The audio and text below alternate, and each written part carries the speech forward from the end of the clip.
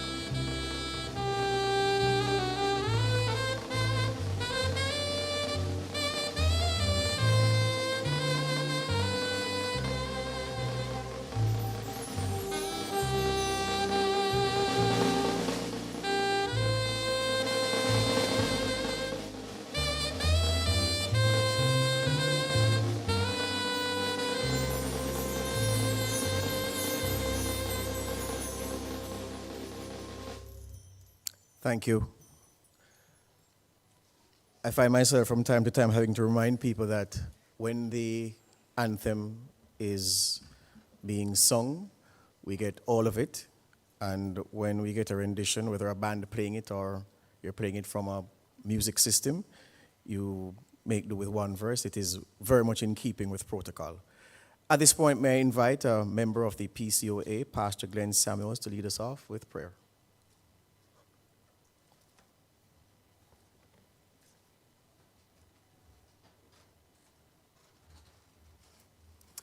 They say exercise keeps you fit and healthy, so I shall ask you to stand as we seek the Lord in prayer. I won't charge you for the health bill in exercising. Our heads are bowed, our eyes are closed. Almighty God, we lift our hearts in praise and adoration and thanksgiving to you for your loving kindness to us. You watched over us as we slept last evening.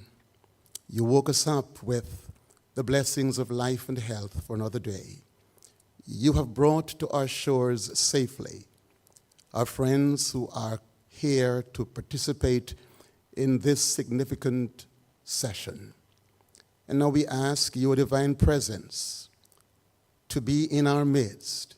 Your words have reminded us that except you build the house, our labor is in vain. That it is in you alone we live and move and have our being.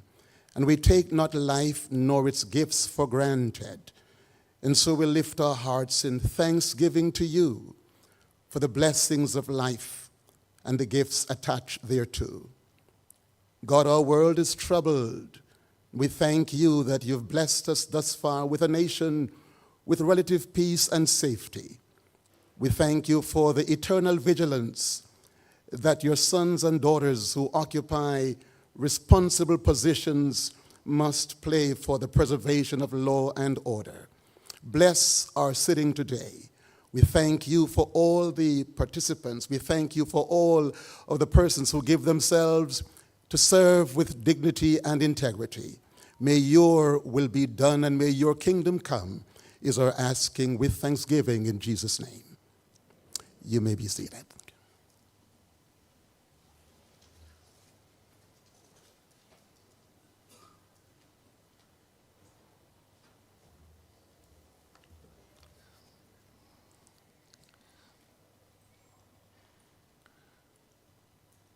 Michael Morgan, Chief Technical Director in the Ministry of National Security, representing the Ambassador, Alison Stone-Roof, the Chief of Defense Staff, Brigadier Mahatma Williams. We have custodies here with us, the Custos of Manchester, Garfield Green, the Custos of St. Catherine, Iselin Golding, and representing the Custos of Trelawney is Clinton Moore. We have with us as well Shona Trowers, Chief Technical Director in the Ministry of National Security. Now, where protocols are concerned, a gathering like this obviously has several important people in here. Well, we're all important people in some way or the other. I've just been asked to, for the record, just to single these individuals out by name.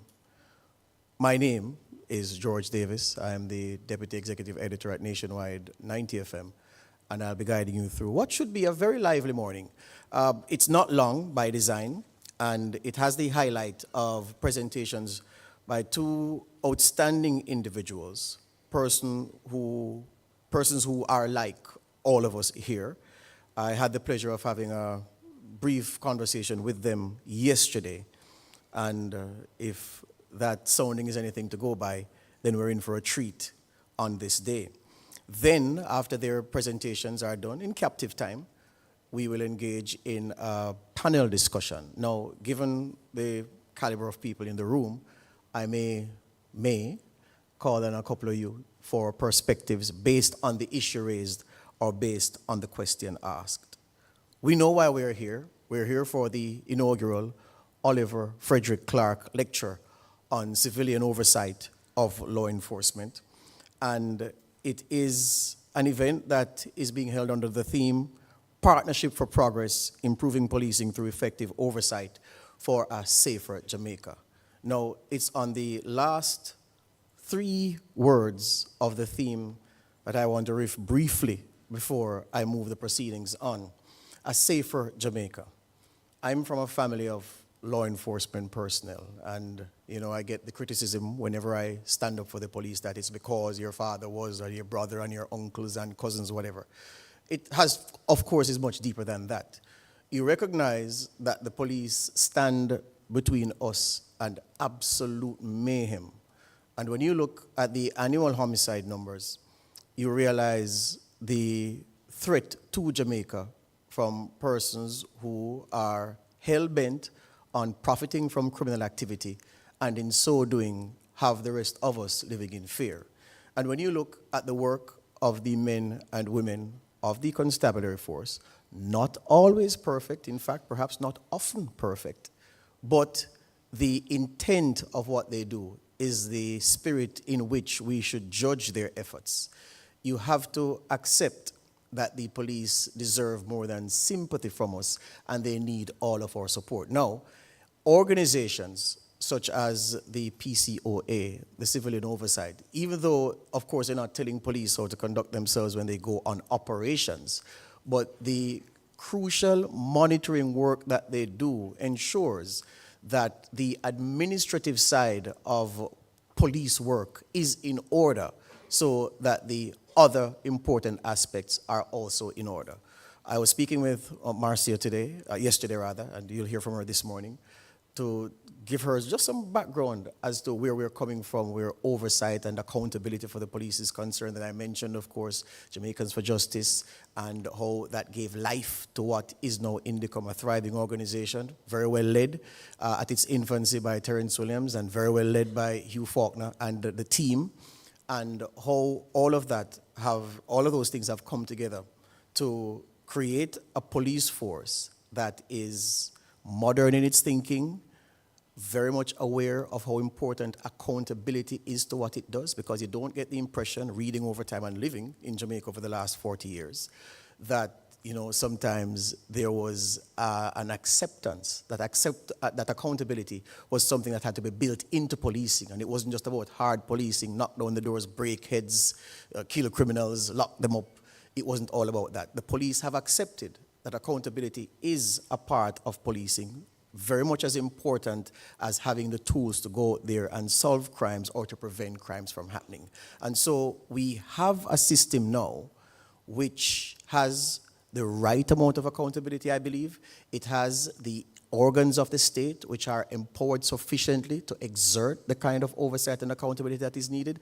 And it has a police force that is equipped with the human resource personnel and the equipment, the technological tools to be able to do the good job. What you need now are the people who manage these systems to continue managing or to even improve their management so that we can get better results, so that Indicom doesn't have cause to lament the excessive use of force and the seeming way in which there's a veil drawn by the police when they engage in certain encounters with wanted people or people of suspicious character, and that we can accept that when the police say we shot someone in a fatal confrontation, that it was indeed that. I mean, there's no sweet spot that any country has hit where that is concerned, coming from our history that we haven't hit. So we shouldn't be too hard on ourselves if we falter along the way. It is a work in progress, and that very point I made,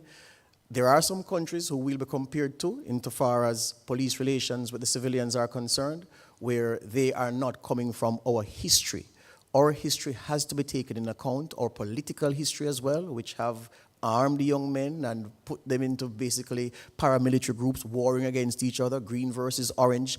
That's a product of what this Jamaica is today. And coming out of that, then it would be foolish to expect that things would be perfect and that we wouldn't have the problems that we are now trying to solve. I don't go to work every day trying to go into a space where there are no problems to solve. I want problems to solve. You should all want problems to solve, because that's why your education and training will be put to most valuable use. So I say all that to say that an occasion such as this is important. An organization such as the PCOA is important. Equally as important is the work of the police. And more important than that is our support for the work of the police, the work for the PCOA, the work of Indicom, and the agents and organs of the state, civil society, state agencies that exist as the checks and balances on the work of man. Yeah, my time is that. So right now, I'd like to invite to deliver opening remarks the CEO of the PCOA, Mrs. Atara Byfield-Nugent. Make her welcome, please.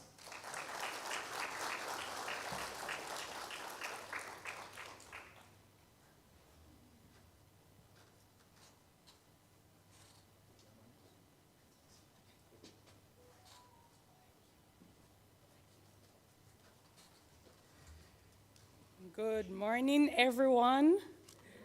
No, man, good morning, everyone. You see me standing in an ankle boot, so, I give thanks nonetheless that I'm able to come here this morning to speak to you, and I want to say personally from the PCOA, thank you for the support. If there is ever any evidence of partnerships for progress, it is this event, because I'm telling you, we had partnership from the JCF, partnership from the Ministry of National Security, partnership from our suppliers, partnership from the RJR Gleaner group, partnership from the persons who are attending, and it shows you the evidence in this room today of the progress that we're making. So welcome to everyone. I will just give a brief overview of the lecture and of the PCOA. But what I want to take a minute to do, I know I lost 2 minutes just walking up here, but what I want to take a minute to do, and I promised myself, having assumed the role of CEO, that every single opportunity that I get to commend my members and my staff for their hard work and the support that they have given me, I will definitely do that. So all 15 members of my staff, just 15, I want to thank them all for the support that they have given me for this event. So the Police Civilian Oversight Authority was created by statute in 2005. And over the years, it has been trying to navigate a space that is still relatively new in the region. And even some places like the United States and the world at large. We don't always get it right, but what we are is that we are committed to improvement and dedicated to the process. And so with the limited staff and resources, we have to design programs that are impactful, transformative. We have to design programs that are designed to shift attitudes and behaviors, programs that will improve processes and experiences of the citizens, and programs that will build real and sustainable partnerships that will leave a legacy. So the concept of the lecture was birthed more than 12 years ago, believe it or not, way before I became CEO. It started with a vision of one of our staff members, our manager of communications, Miss Karen Cady, and she might not want me to call out her name, but she's at the back there. But I'm telling you, it has materialized into what we are seeing today, and although it's 12 years later, I believe it is now in harmony and in alignment with where the JCF wants to go. So I want you to take a few seconds to look at the person next to you. 2 seconds. And then another 2 seconds to look across the room. Right? Perhaps you note some obvious differences. Gender, height, maybe shoes. I have 2 different shoes on. Complexion, color, your profession, lots of differences. However, despite the differences, we are in a common space for a common purpose and for common objectives. So the fact that you are here signals at the very least a willingness to look beyond the differences and to convene for a shared vision and partnership. Why is this important? Partnerships between the police and citizens are essential for accountability. They're essential for transparency and for building trust and confidence in law enforcement, so that when you go out and engage as a citizen, you are engaging for quality processes and procedures. You are experiencing this quality, and ultimately what it will do is create safer communities and safer spaces. So your presence, I hope, signals a willingness to accept ownership, to accept commitment and acknowledgement of responsibility of each and every one of us to create a safe space and society, not just for ourselves, but for the future generation. So my charge here today is for us all to own our role, own this partnership, and own our safety. I'm going to repeat it. Own our role, own this partnership, and own our safety. Today we gather as law enforcement agents, civilian oversight bodies, people from academia. You see young persons from high schools, government, media, students, community representatives, high commissions, you name it. But we must recognize that safety is a shared responsibility, whether it means reporting suspicious activity, attending community meetings, participating in surveys about police conduct or experiences, sponsoring these kinds of events, publicizing the work, participating in these engagements, or simply just being a good neighbor or citizen. We all deserve, including our police officers, to live in a Jamaica where we feel safe. But this safe society or safe Jamaica cannot create itself. It may exist in our minds. But for it to come to fruition or for it to be manifested requires purpose, ownership, and action. So we must create it, we must own it, and we must protect it. And this is possible through partnerships that go beyond sectors and gender and politics and ideologies. It's not about that. So in closing, as we prepare ourselves later on to receive the expertise of our dynamic duo, I want to reinforce the importance of the voice and support of the community. Oversight of the police, whether it's internal within the JCF or external to the JCF, is not optional. Citizen participation and partnership with the police is no longer optional. The mandate now becomes, and I want you all to say it with me, we will own our role. Come on, we need some energy. We will own our role. We will own this partnership. And we will own our safety.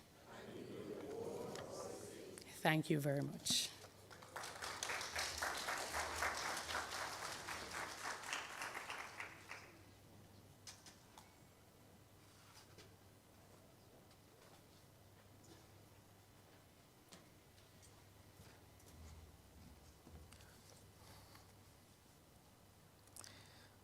Thank you, Mrs. Byfield Nugent. May I invite Mr. Joseph Matalon, Chairman of the Gleaner Company Media Limited and the RGR Gleaner Communications Group to bring greetings.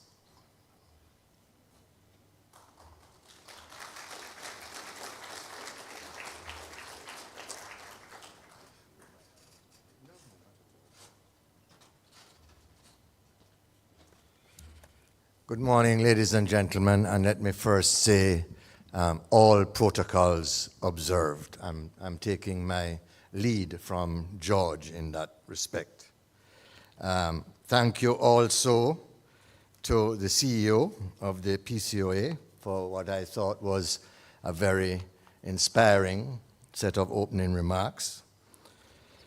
Ladies and gentlemen, it is both a privilege for me and a profound honor to have been asked this morning to address you as we inaugurate the Honorable Oliver Frederick Clarke Memorial Lecture on Civilian Oversight of Law Enforcement.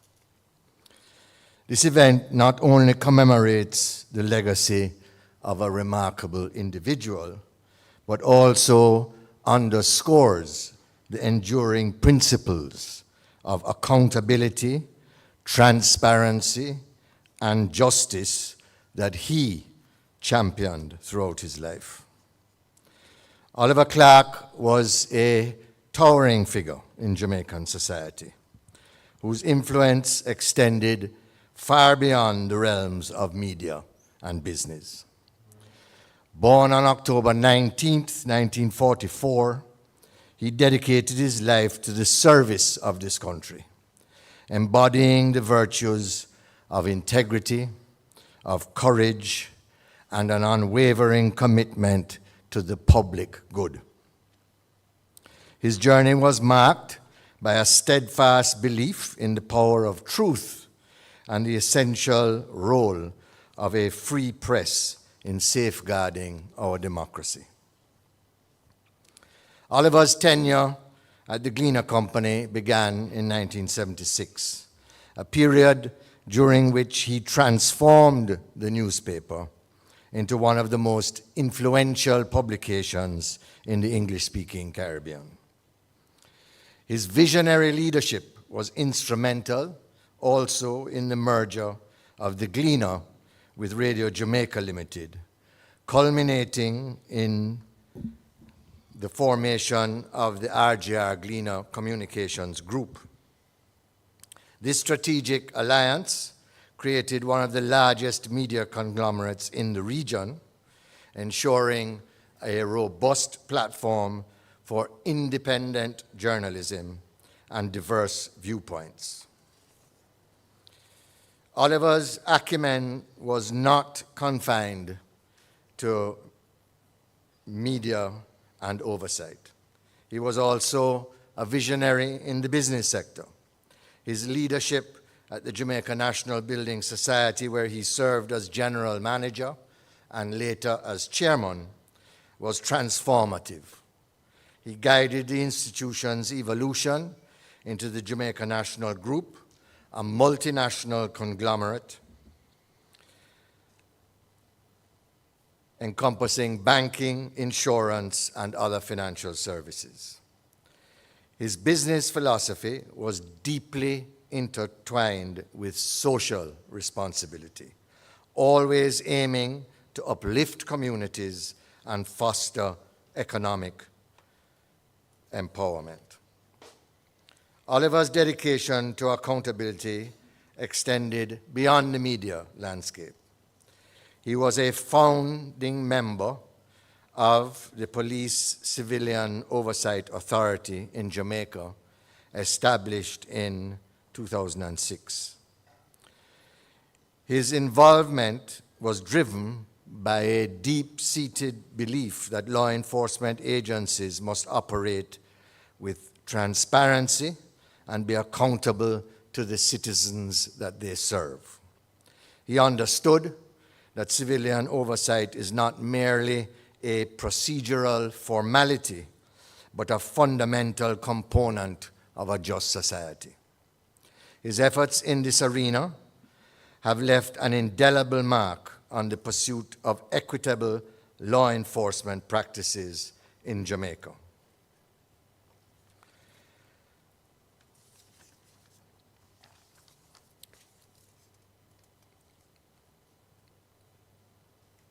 On a personal note, those who had, as I did, the privilege of working with Oliver remember him not only for his professional achievements, but also for his warmth, humility, and unwavering ethical compass. He possessed a unique ability to connect with individuals from all walks of life, always ready to listen, advise, and inspire. His mischievous sense of humor, of which I was often the butt, and approachability made him a beloved figure among colleagues and friends alike. Today's lecture, ladies and gentlemen, is a testament to Oliver's enduring legacy. It brings together distinguished experts to discuss the critical issue of civilian oversight in law enforcement, a topic that was very close to his heart. By fostering dialogue and sharing best practices, we honor his vision of a society where power is exercised with responsibility and where the rights and freedoms of individuals are protected. As we reflect on Oliver's monumental contributions, let us reaffirm our commitment to the principles he held dear. Let us strive for a society where transparency, accountability, and justice are not just ideals, but rather lived realities.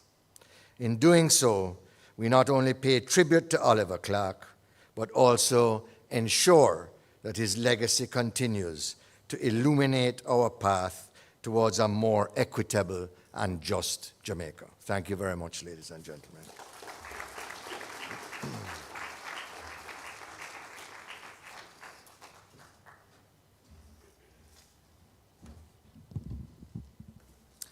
And thank you very much, sir. Thank you. So we're moving along. I invite Michael Morgan, Chief Technical Director in the Ministry of National Security, for his greetings.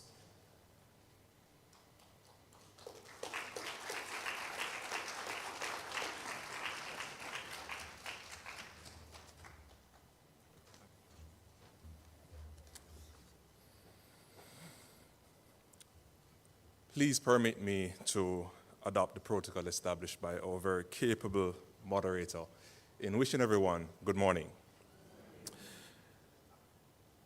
Allow me also to specially recognize the members of the Police Service Commission, the members of the Police Civilian Oversight Authority, and the Police High Command, and Jamaica Defense Force, who are also present today. I want to add my endorsement to the remarks delivered by the speakers before me. CEO, and Mr. Matalon, as well as the excellent tribute delivered in honor of the Honorable Oliver Clarke and his work. I am by no means, ladies and gentlemen, an adequate replacement for my permanent secretary, but she sends her regards. She had every intention of being here, but is unavoidably absent due to another assignment. And so I'm pleased to join you today for this inaugural lecture on civilian oversight of law enforcement, organized by the Police Civilian Oversight Authority.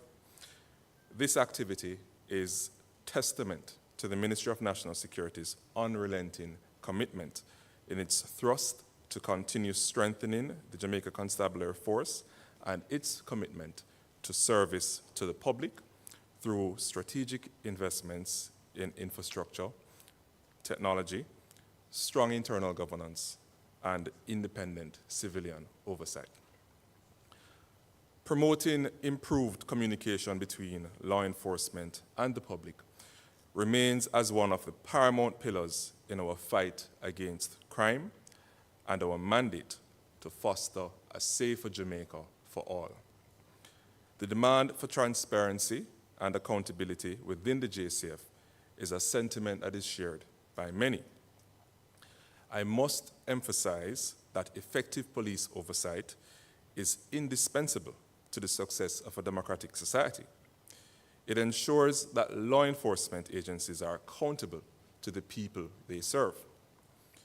We can all agree that public trust is vital for a functioning democracy, thereby fostering civic engagement, compliance with laws, and facilitating reforms, as well as an essential pillar to economic growth and social stability. We are all looking forward to a Jamaica where barriers between police and citizens are a thing of the past. Today, as we are gathered under the theme, Partnerships for Progress, improving policing through effective oversight for a safer Jamaica, I want to remind you that this event signifies our staunch commitment to enhancing our law enforcement infrastructure. As the famous saying goes, no man is an island. No man stands alone. Colleagues, we cannot do it alone. The improvements that we've witnessed throughout the years are not just necessary, but have been achievable through collaborative efforts. As CEO mentioned in her remarks, we own this partnership. Indeed, the continued success of the police force hinges on strong civilian oversight and active community engagement. We can attribute this to the last year's staging of the PCOA's Transforming Our Police Service annual poster competition, where students were given an opportunity to express themselves through art with inspiration from their experiences with the police and what an officer represented to them.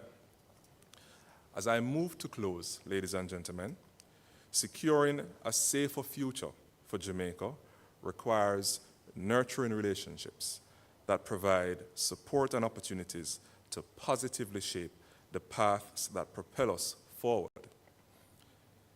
It's about fostering stronger relationships between communities and the JCF, leveraging new technologies, and embracing the mindset that policing is not just about enforcement, but also partnerships. And so I close with CEO's tagline. We at the Ministry of National Security, we own this partnership. I wish you a productive lecture, and I thank you for listening.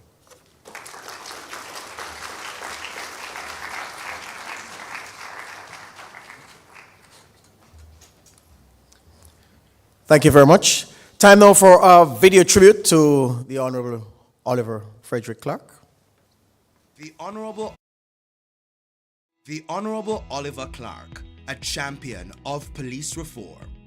Beyond being a media and business mogul, Oliver Clarke, media mogul, Caribbean luminary, a name synonymous with success, But beyond the headlines, a quieter passion burned brightly, a pursuit of police accountability and reform. This often overlooked aspect of his legacy reveals a man deeply committed to a better and safer Jamaica. His commitment took concrete form in 2006 with his appointment to the Police Civilian Oversight Authority, the PCOA, by then Governor General Kenneth Hall. While appointed for a 5-year tenure, he also served on the Police Service Commission, which highlighted his dedication to public service, even amidst his demanding professional life. Authority at work. Before the PCOA was fully staffed, Mr. Clarke, alongside fellow founding members, embarked on rigorous inspections of the Jamaica Constabulary Force divisions. Mr. Clarke was assigned the area of firearms, usage, ammunition, and incidents,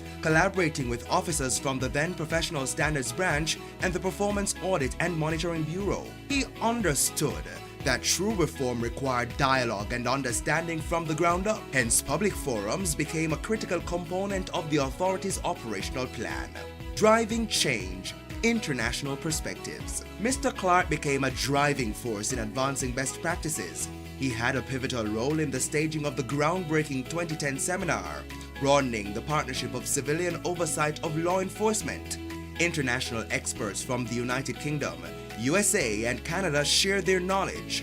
Mr. Clarke's opening address challenged everyone to embrace transformative change. He understood that Jamaica could learn from global experiences. He went beyond local boundaries, facilitating meetings with figures like Sir Paul Stevenson of the London Metropolitan Police and West Midlands Police Authority in the United Kingdom, exposing PCOA members to international policing models. A lasting legacy. The Honorable Oliver Clarke's contributions to the PCOA and to civilian oversight in Jamaica are a testament to his commitment to a better nation. His legacy serves as an inspiration to all that transformation of the JCF and advancing security and safety in Jamaica will require the active participation and partnership between the police and the public.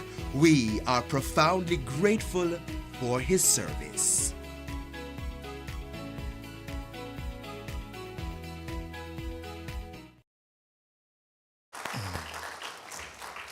Applause is in order. Okay, to the main event. And I want to introduce to you Marcia K. Thompson. She's department chair and assistant professor and has been a global human resources executive at Amazon, where she served as the director of community innovation. She's an attorney and has over 20 years of experience working on creating equitable workplaces in corporate, academic, and within the public sector. She began her career working for the Department of Justice, where she realized her passion for helping people. During her tenure there, she was trained in policy review, consensus building, mediation, and civil rights protections in the workplace, and became a volunteer EEO counselor. Marcy also created a recruitment initiative while working at DOJ within her agency to assist with creating access to and diversifying one of the core positions. For many years, she has worked nationally on social justice, equity, reform, and community engagement in some of the nation's high-profile cities, seeking assistance with police reviews, assessments, reform, and community trust building. May I invite Marcia to share with us. Make her feel welcome, Jamaican style, no? Yay! Come, Marcia.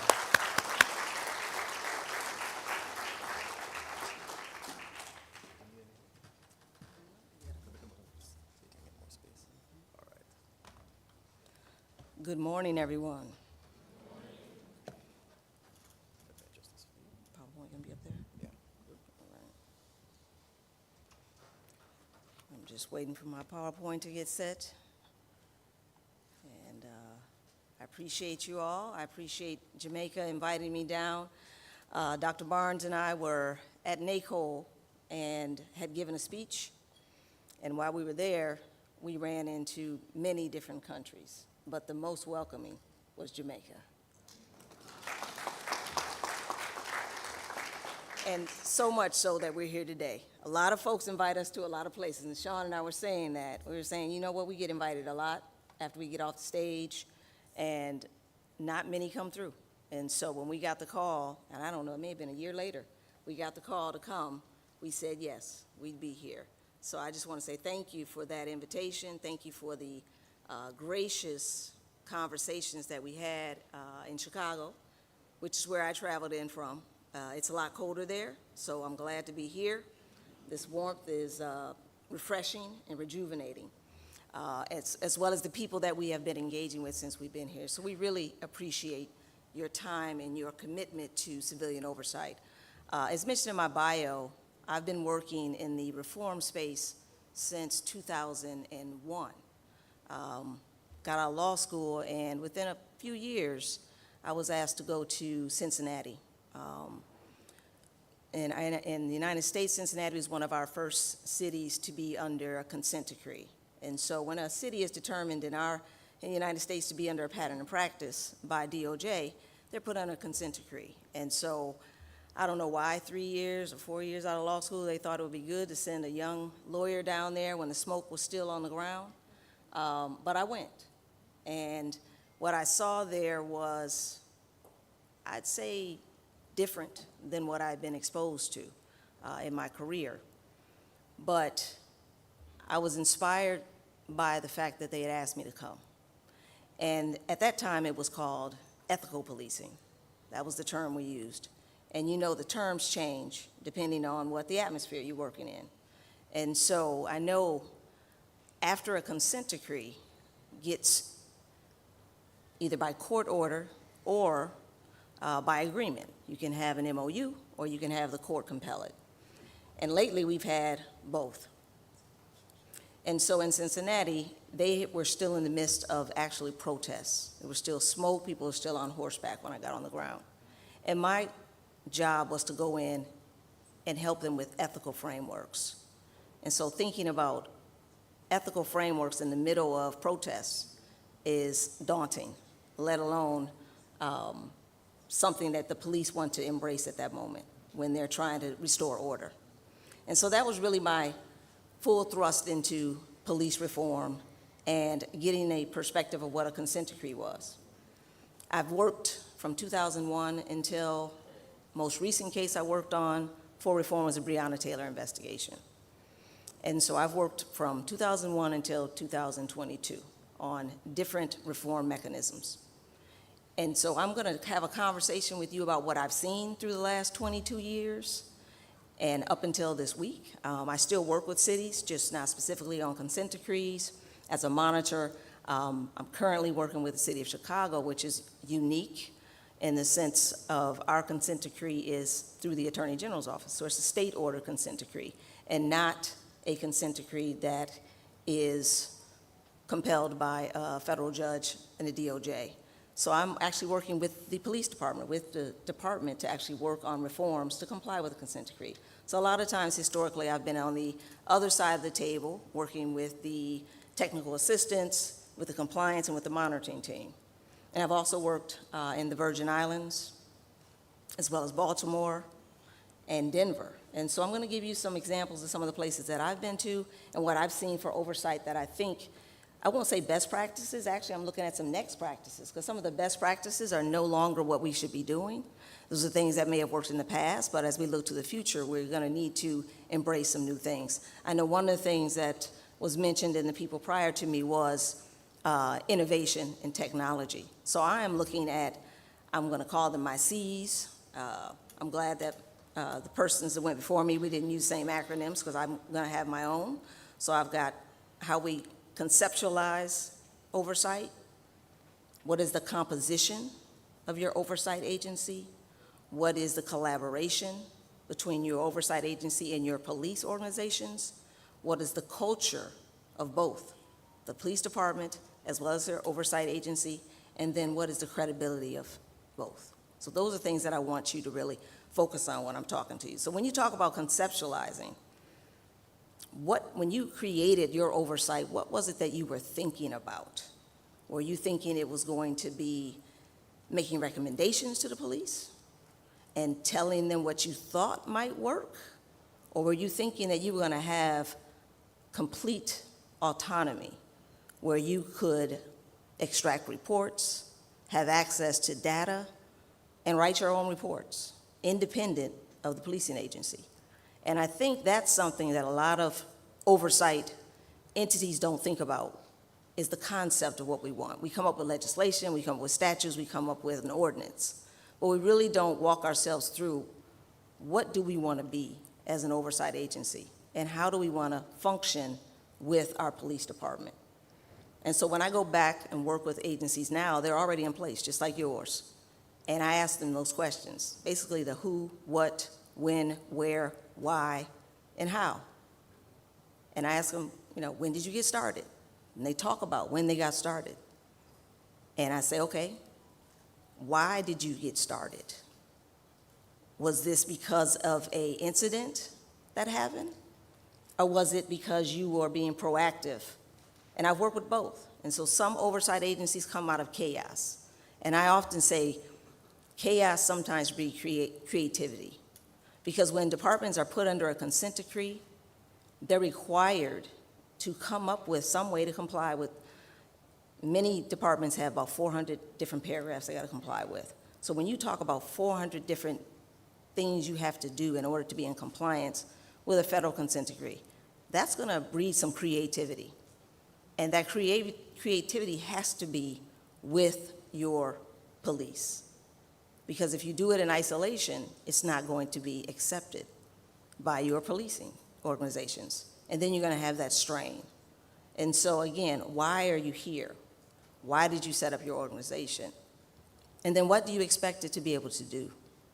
And if you expect it to have authority and autonomy, then that has to be in the ordinance. And it has to be spread throughout the department. We have some organizations that have no authority. They have autonomy, but they have no authority. And so when they go into situations and they ask for data, they're blocked. I just worked with a department. I'm not going to shout out their names because this is being broadcast all over the world, so I have to give some discretion in that. But one department was proactive. Their city manager, city attorneys contacted me and said they want to create a civilian oversight. So the first thing the police said is, well, they can't have subpoena power. And I said, well, why not? And they said, because we don't want them to just have access to our records without us having approval for what they get. I said, well, is it truly oversight if they have to ask you for what they get? And they said, well, we're going to give it to them. And I said, oh, you're going to give it to them? I said, well, just let them have subpoena power then. You're going to give it to them anyway. Because that goes to one of my other C's, which is collaboration. If you're going to collaborate already, then why can't it be in the law that I can have access to the documents? And they said, well, we still want to have the final say. So that's truly, they want to have veto power. So the debate went on, whether or not there should be subpoena power.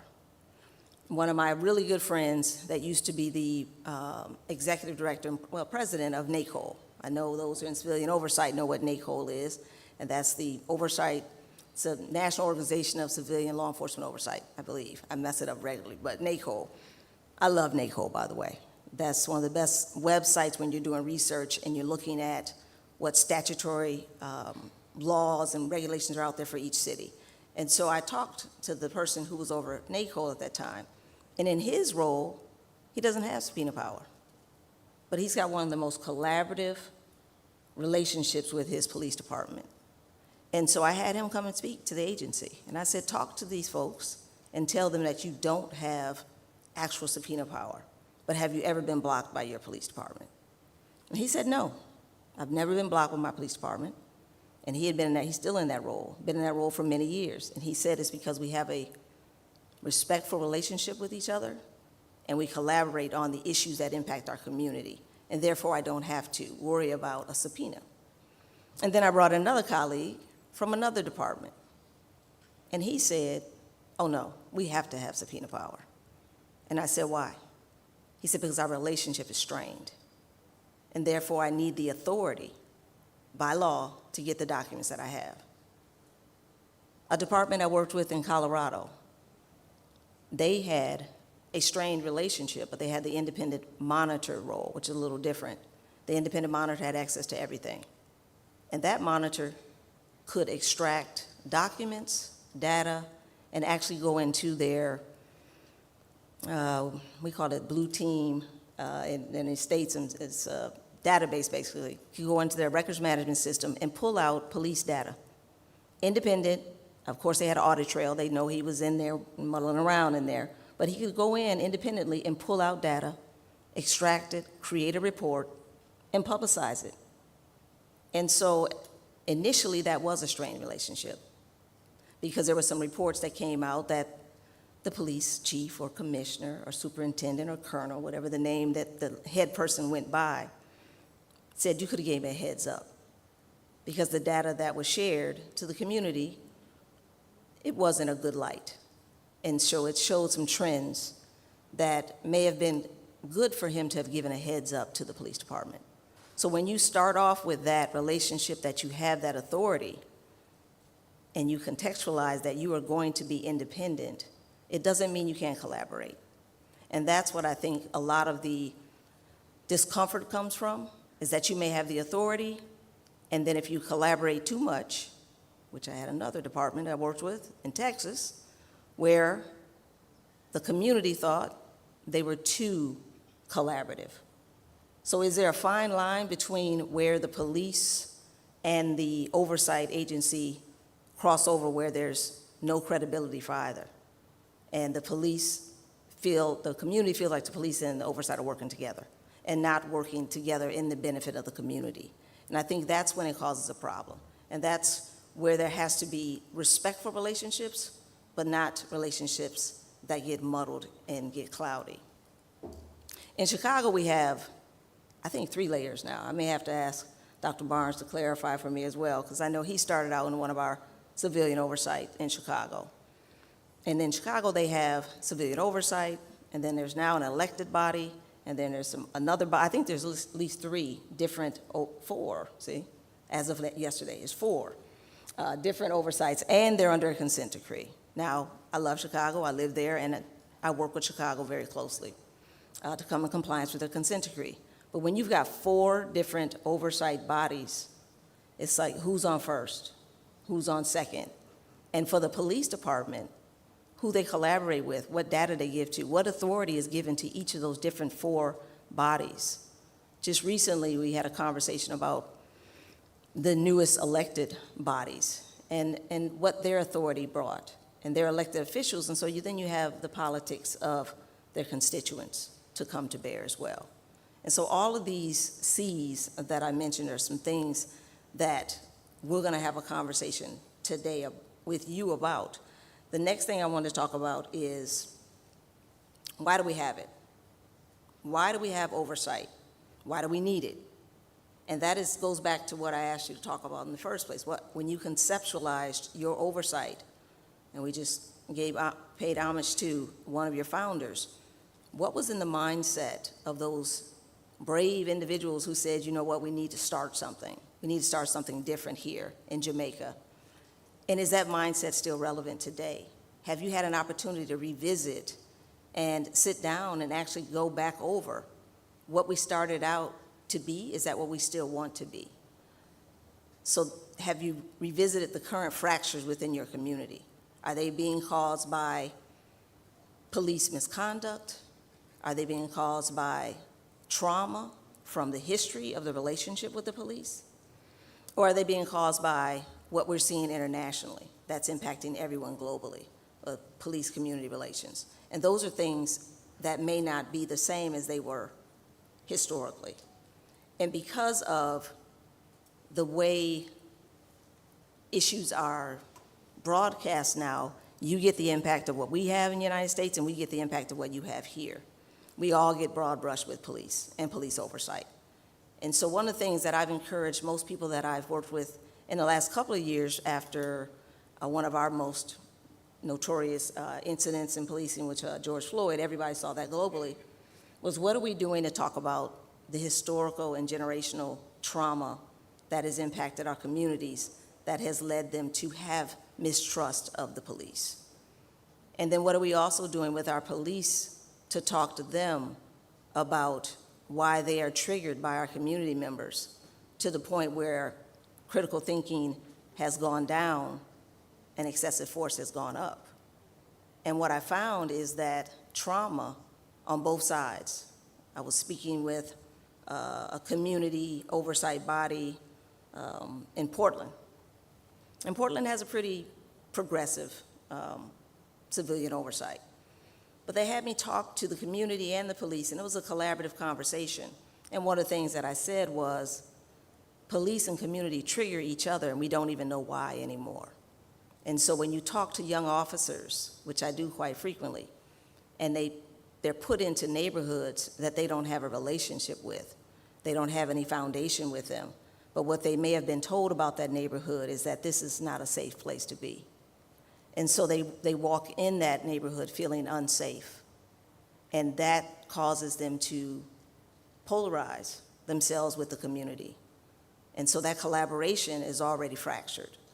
And then you have our community members who have their own generational, historical stories that have been shared by their families about my interactions with the police and their interaction with the police and my cousin's interaction with the police. And they have their organizational, community, and individual trauma. And so this dual trauma that they're both experiencing causes them to both, I try to use a technical term, freak out when they come in interaction with each other. And so historically and statistically, if somebody gets stopped, even if they just hear the whoop whoop behind them, between the ages of 16 and 34, and they come from a BIPOC background, immediately their body changes.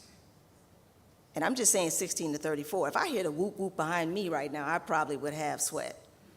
So I'm saying 16 to 34 because that's usually our youth, and their interactions are a little different than ours. But research has shown that that age group automatically gets stressed. So then you've got your police coming to the car to interact with that individual who already is chemically stressed. They may physically be sweating. And now you've got a new officer who also was told that this is not a safe community. So what is that officer going to do when they engage with that individual? They're going to freak out too. And so therefore, in order for us to really address some of these issues, we have to address the trauma. We have to address the stress. We have to address these interactions. And how can we do that in civilian oversight with policing? How can we use understanding that everybody has been traumatized, everybody has gone through something, and that when we come together, it causes some type of physical reaction between us. We want that physical reaction to be a good reaction. We want the smiles, we want the "how are you doing, officer?" When they ask me, do you know why I stopped you today? I said, absolutely not, because I'm a law-abiding citizen. We want that kind of reaction. We want critical thinking to be up. We don't want critical thinking to go down. And oftentimes, in those stressful situations, we know that our critical thinking goes down. And so talking to our youth and talking to our civilian oversight and talking to our police about how do we engage. I was so excited when I heard about the design ideas that the youth brought in, because that's what I was thinking about, that C. You see it on there was creativity. It was already on there, but they made me think about that was a creative way of getting youth involved with public safety and doing it through civilian oversight. So creativity is going to be something that we need to refocus on. And how do we address community trauma, police trauma, and then also the illusion that civilian oversight is coming in to take over the police department or tell them what to do versus working with them. Independent oversight versus collaborative oversight. They don't have to be distinct. You can have independence and still work collaboratively. And there are definitions for both. Independent usually has autonomy, and the key word that I underlined was authority. They have the authority to go in and get what they want. Collaborative, what I underlined there was they have a shared responsibility. Our eloquent opener said, we own this together. So that highlights that shared responsibility of civilian oversight and police. And so I don't think that it has to be one or the other. I think that it should be independent by authority, but collaborative by nature. And if you do that, I believe that's going to push us into the next area that we want. And I've seen both models work. One of my favorite models was like a jury. Of course, I'm a lawyer, so I'm gonna throw that out there. But it had 6 civilians on it, and it had 6 police on it. And they would get together, and anything that was considered a serious incident, that 12 body would come together. And the 12, 6 of them were nominated by the police commissioner or the chief, and they had terms. And they also had the union on there. A lot of times I did not see that, where a union representative was also on there to make sure that the officers' rights were protected during any of those administrative reviews of a case. But the other 6 bodies were community members who applied through the mayor's office or through city council. And they were interviewed, selected. Their intentions were interviewed. Why do you want to be on this body? Are you here to stir up, or are you here to collaborate? And they would select the folks, and I believe it was a 2-year term. And they had asked us to come in and check to see if their body was still viable. And that's what I don't see a lot of agencies doing, is revisiting your viability for today's issues. You have to revisit your viability. So when they asked us to come in and look at that, I was already excited because they wanted to self-assess themselves. No one forced us to come there. There was no consent decree. There was no critical incident. They said, we want to look at ourselves, look at how we conceptualize ourselves, and see if we need to change what we're doing.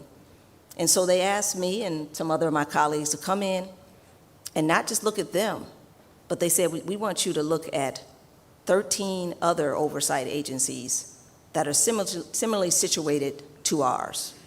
And so I went out nationally. Of course, to get 13, you got to go through 20.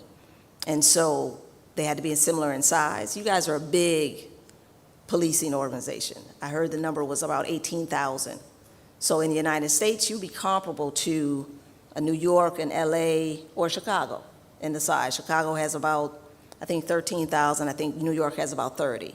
And so you'd be in the middle of some of our largest metropolitan urban cities when you talk about size. So they said, make sure it's similar in size. And so when you're comparing oversight and how it's going to function, you do have to compare size.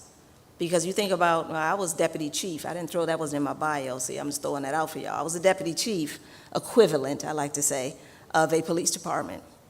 And it was one of the largest ones in Illinois, but it dwarfed in comparison to Chicago, which has 13,000. I had 120 officers. I know, laugh at me, okay. 120. But to manage 120 with civilian oversight, with community oversight, and with a fractured community, it seems like there was 18,000. Now, I had a good department. I came in with a chip on my shoulder, being a civil rights attorney, and they definitely thought I was a spy being sent in by DOJ. I was not. I was not. I was hired there to actually come in as the equivalent of a deputy chief. So that made me the number 2 in the department. But with the 20 years of policing oversight and looking at departments and doing civil rights reviews, the department was anxious as to why I was the number 2 now. So I walked in there with an attitude. Now that they're gonna see it and say she did have an attitude. But I also wanted to make sure that we were the best department in the United States, because not only did I want them to be the best, I knew they could be the best. They were, you know how that book, Good to Great? They were already good. I just was there to make them great. And that's what I thought was my role. But there were some fractured issues within the community. And so building that relationship back up with the community, and it was in a neighborhood, you all might know one of our presidents, Obama, he used to live there. And so it was in that neighborhood. So it was a good community. It was a great community. And they wanted to embrace the police department. But there had been some historical issues with that community and our black and brown children and our youth that would venture into our jurisdiction. And so they had created some racial equity frameworks, but they also created some civilian bodies. And so that was part of my main role, was to work with those and the community to bring them back together. But the first thing I did is said, why were you created? Because when you were created back then, I was not here, and the mandate you were given then may not be relevant for today. And so we spent a lot of time doing self-reflection, finding out if the people who were on the oversight body were the right people. Now, mind you, we were a private agency, so anything we did was voluntary. So going back to my earlier thing, Do you need the authority, or do you want to have the leadership that actually owns it and says, regardless of authority, we're going to do it? Because as a private policing organization, we didn't have the same responsibilities for transparency. We didn't have the same accountability requirements. And we also didn't have any of the state requirements because we were a private police force. We had the same rights to arrest you, though, and take away your liberty. So we responded as if we had the same responsibilities as the Chicago Police Department, which we didn't. But we were very transparent. We put all of our arrests, all of our stops, everything, all the data up every morning so that the next day's words were out there for the community. And sometimes the words were not as good as you wanted. And you would get a call, and someone from the community would call in and say, what happened? And so when you're looking at whether you do it voluntarily or you do it by mandate, I think that it also starts with your leadership. I would not have taken a job working in policing if I didn't believe the leader was going to be a person who was going to champion the things that I believed, because if we are at odds inside our own police department, it would not have worked. But I knew that leader. I took ownership of being his number two, and he said, I want you to build our community's trust back, and I want our community to be involved. So one of the things that I've seen work, not just in our department, but across the other agencies, is the training that you do in civilian oversight and that you do with the police. So one of the things that we did was we actually trained all of the community and the police together on a problem-solving model, a very simple problem-solving model, one that I know Dr. Barnes and I learned, I can't say his age, but when we learned back in the academy. He's 34. Yeah, he's 34. So when I went to the academy, it was in the 1900s. So we've moved a long way since then. I did not go back to be the equivalent of a deputy chief purposely. So I have not been to formal academy training since the 1900s. I know that's a long time. So when you set something up back then, is it still relevant today? And so we did training in the entire police department and any community member that wanted to participate. And it was the same problem-solving model for everyone. So not only did we train with them, we told them what we were going to train, how we were going to hold our commanders for their districts accountable for working with the community, and they knew the framework themselves probably better than some of our street officers because they paid attention to the training. And then we rolled out a model involving the community and the police in problem solving together. And so we had that collaboration. I think those types of things really propel your civilian oversight and brings community trust in, because they feel like they're at the same intellectual level with the police and they're on the same model, then they understand what is supposed to happen when it doesn't happen. One of the other aspects that I've seen has been most helpful in this day and age is data. I think data is the great neutralizer. And if we are not using transparency data, if we're not putting our data out to the community, do you all have a dashboard in all of your districts? Do you have a national dashboard? All right, see, I didn't see any hands get raised, so I'm gonna just take that as a no. But that is one of the things that some of the consent decrees have required in cities, is that they create a transparency portal so that we don't have to even respond to the community on certain data. It's already there. Many of the states in the United States have now put in transparency statutes. So when I first worked in Baltimore during the Freddie Gray investigation, they had a different statute on transparency. And so it was very difficult to get data. But now the whole state of Maryland has changed, and now data transparency is part of a mandate. So if a community member wants data, they can request it and they can get it. A lot of these departments have created a dashboard because getting the data out became another burden. How do you get the data to the community member in a timely way? And so with the new technology, the dashboard puts everything up there. They can have access to it, and if they want them to pull it, they of course can do that. But you can tell the community exactly what you want is there. You can put it in the search, and you can see how it works.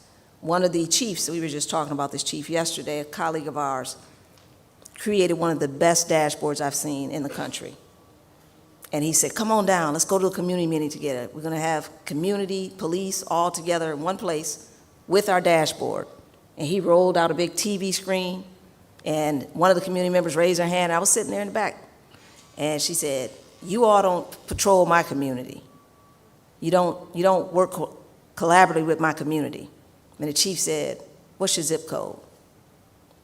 And he put it in, and he hit the button, and it showed the calls for service and how many officers responded, how many officers had been there proactively, and what times, what dates, and what neighborhoods they had actually been in. And she said, oh, I didn't mean last week. And so when you have that data and you can share it, everybody did just like we just did. They laughed, and she said, okay, well, and he said, you want me to do that next week? You want me to do the week following? You want me to do the week back? He said, I got 10 years of data up here. And he said, but if you feel like you don't trust us and that we're not doing what we're supposed to do, he said, I'm giving you this dashboard so you can keep me accountable, because the way I just put your zip code in, you can put your own zip code in. And that raised the anxiety. It went down tremendously in the room, because they knew that they could actually go in there on their own. They didn't have to go through civilian oversight. They didn't have to go through the police department. The community member themselves could go in there. But the police chief was able to show that. And so what I say for this data neutrality, they did mention in my bio that I worked at Amazon, so I was into data way before that. And I'm a lawyer, and I cannot add, and I don't know how I got to Amazon working in science and innovation, but I enjoyed it because it showed me the creativity that was on the future, that was on the horizon, and how it relates to what we do in the community. And so when you look at data now, even if you don't have a dashboard, some of the software tools that can help your police and your oversight better organize themselves, so when they go to the community, they can say, this is what's going on, this is what's happening, these are the trends that we're seeing, and it can be shared. That's where that collaborative effort comes in. If there's a dashboard, everybody can see it. So you don't have to have the written authority, you don't have the statutory authority, or you don't have to have a subpoena power. You can all go to the dashboards. Anybody, how often you all have body cameras in some of your jurisdictions? All right, see, I'm getting some great answers here, all right. So we didn't have body cameras either, so that wasn't that far ago. We didn't have body cameras. But one of the things that came out of that was when we launched something new like that. That was one of the times where we brought in our civilian oversight, was to talk about it with the community together and go out and say, why are we getting body cameras? Because some people also were concerned about, you're recording everything that's going on when you're having a conversation with me. Not everybody wants to be recorded. The police may not necessarily want to have it on, and the community may not want to be on it. And so it's been a adversarial conversation for both. So you can see that that conversation was a hot topic. And so when you think about how do you use community and the police to educate your community members, think about those topics that are relevant to both. And they will show up because they want to know what you're going to do, how you're going to use it, and how is it going to impact their community. And so whenever there's something that is new or innovative, that's the best time to invite your community and to have a conversation with you before you actually deploy it. Because once you've deployed it, it's already out there, and there may be some distrust. And so having those conversations proactively. And that's what I liked about that oversight agency that asked us to come in and review proactively and look at 13 other jurisdictions. And that took a lot of work for me because I didn't have AI back then. And so I had to read all of those oversight standards and call individually all of the oversight heads and ask them what works, what doesn't work, what would you change? And doing that actually inspired them to ask those questions of themselves because I was interviewing them. But giving that information back to the department, I realized that they were actually more progressive than many of the departments because they had that equal composition of 6 police and 6 civilians, and they did treat it like a jury. They didn't have to be 100% in agreement, but if one person felt like the decision the chief made on a case was not aligned, they could write similarly to a dissenting opinion, and it would be published along with the actual report of the police and the other 11 civilians and the 5 and 6. And so it would say 11 of us agreed with this outcome, 1 of us dissented, this is why. And the chief would review that, and then they could decide whether or not they wanted to open that case back up. And I thought that was a really good mechanism because the police felt like they had a voice in the room, and the citizens felt like they had an equal voice in the room. And they trained together from the beginning of the process. That's another thing. I like that we started training our new concept with the community at the same time because we started at the same place. But I also like that they, when they get assigned to be on the oversight body, they train with the police. And when I asked all the prior members, I said, what did you like about that combination? They said, because a lot of times if it's simply civilian, sometimes we have questions. And we want a police officer in the room because we don't understand tactics and we don't understand what it's like to be in their shoes, and we don't want to second guess them. And they don't understand what it's like to be in our shoes. And so that's what the police said.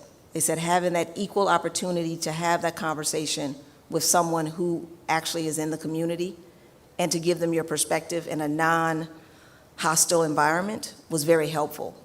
And so that's why I say that a combination of independence, collaboration, and oversight is probably going to be the best model. Now, technology is going to be something that I pushed here, and so the data neutrality, how you all do it is going to be a little slower than what I would like because technology is going to be something you all have to embrace in order to really go through it. We would review about 30% of our body cameras regularly and then put out what we find. And so now with advanced technology, AI, large language models, you can put all your body camera data in there and it can flag whatever you want. Now, it's going to take away some human touch, but you're still going to need human touch. But we could only do 30%, and I told you our department was a small department compared to 13,000, 18,000. So how many body cameras, even if you had them, could you review in a certain time period every month or every quarter or every year? And so thinking about that and how you do that, and we assuming you now have the body cameras, this is the assumption, but you have to get some way in order to go through all of that data, and you're so disparate in your locations. And there's different leadership in different locations, even though there's one leader. When I worked in a federal agency, we had field offices, so it's very similar. You have one head, and you've got many different field offices. Those field officers felt very autonomous because they're separated from everyone else. And so the technology has to unify those areas too. So that's one other reason why technology is going to be helpful with your oversight is everybody will be feeding into the same system. Therefore, everything that's happening around you will also come into a consolidated system. And your oversight has to have access to that, whether you give it to them without request. If your statute allows for it, that's going to allow them to do their own independent reporting. I like to think about independent monitors and oversight as a force multiplier, because in policing, it's hard to catch everything because there's so many things that are going on. And not just catch everything that's bad. We got more commendations when we started going out and engaging with our community. We had a card that said complaints on one side and commendations on the other. And when the officer engaged with a community member, they gave it to him. And we got more commendations because they said, oh, I can write down this officer was nice. And historically, they had only got things where how you could file a complaint. And so when you give people options, you actually get a better picture of how they're doing. And so I'm not saying that the data that's coming in, we did a whole speech at a conference. I don't know if Sean did as we did together or not, but we talked about don't be afraid of the data. And don't be afraid of your data. So if you haven't even assessed your own data, that's one of the reluctance for having someone else assess it. So as a policing organization, I challenge you to self-assess yourself. Go in, look at your data, look at your trends, find out what communities you're having the most negative and traumatic experiences in, and then dig into that and find out why. And try to fix that problem, and then you can replicate that across the country. Because if it works in one community to remove some of the trauma and some of the historical damage and fractures, it's going to work in another community. But each community is nuanced. Seattle, I'll leave with my colleague's new city.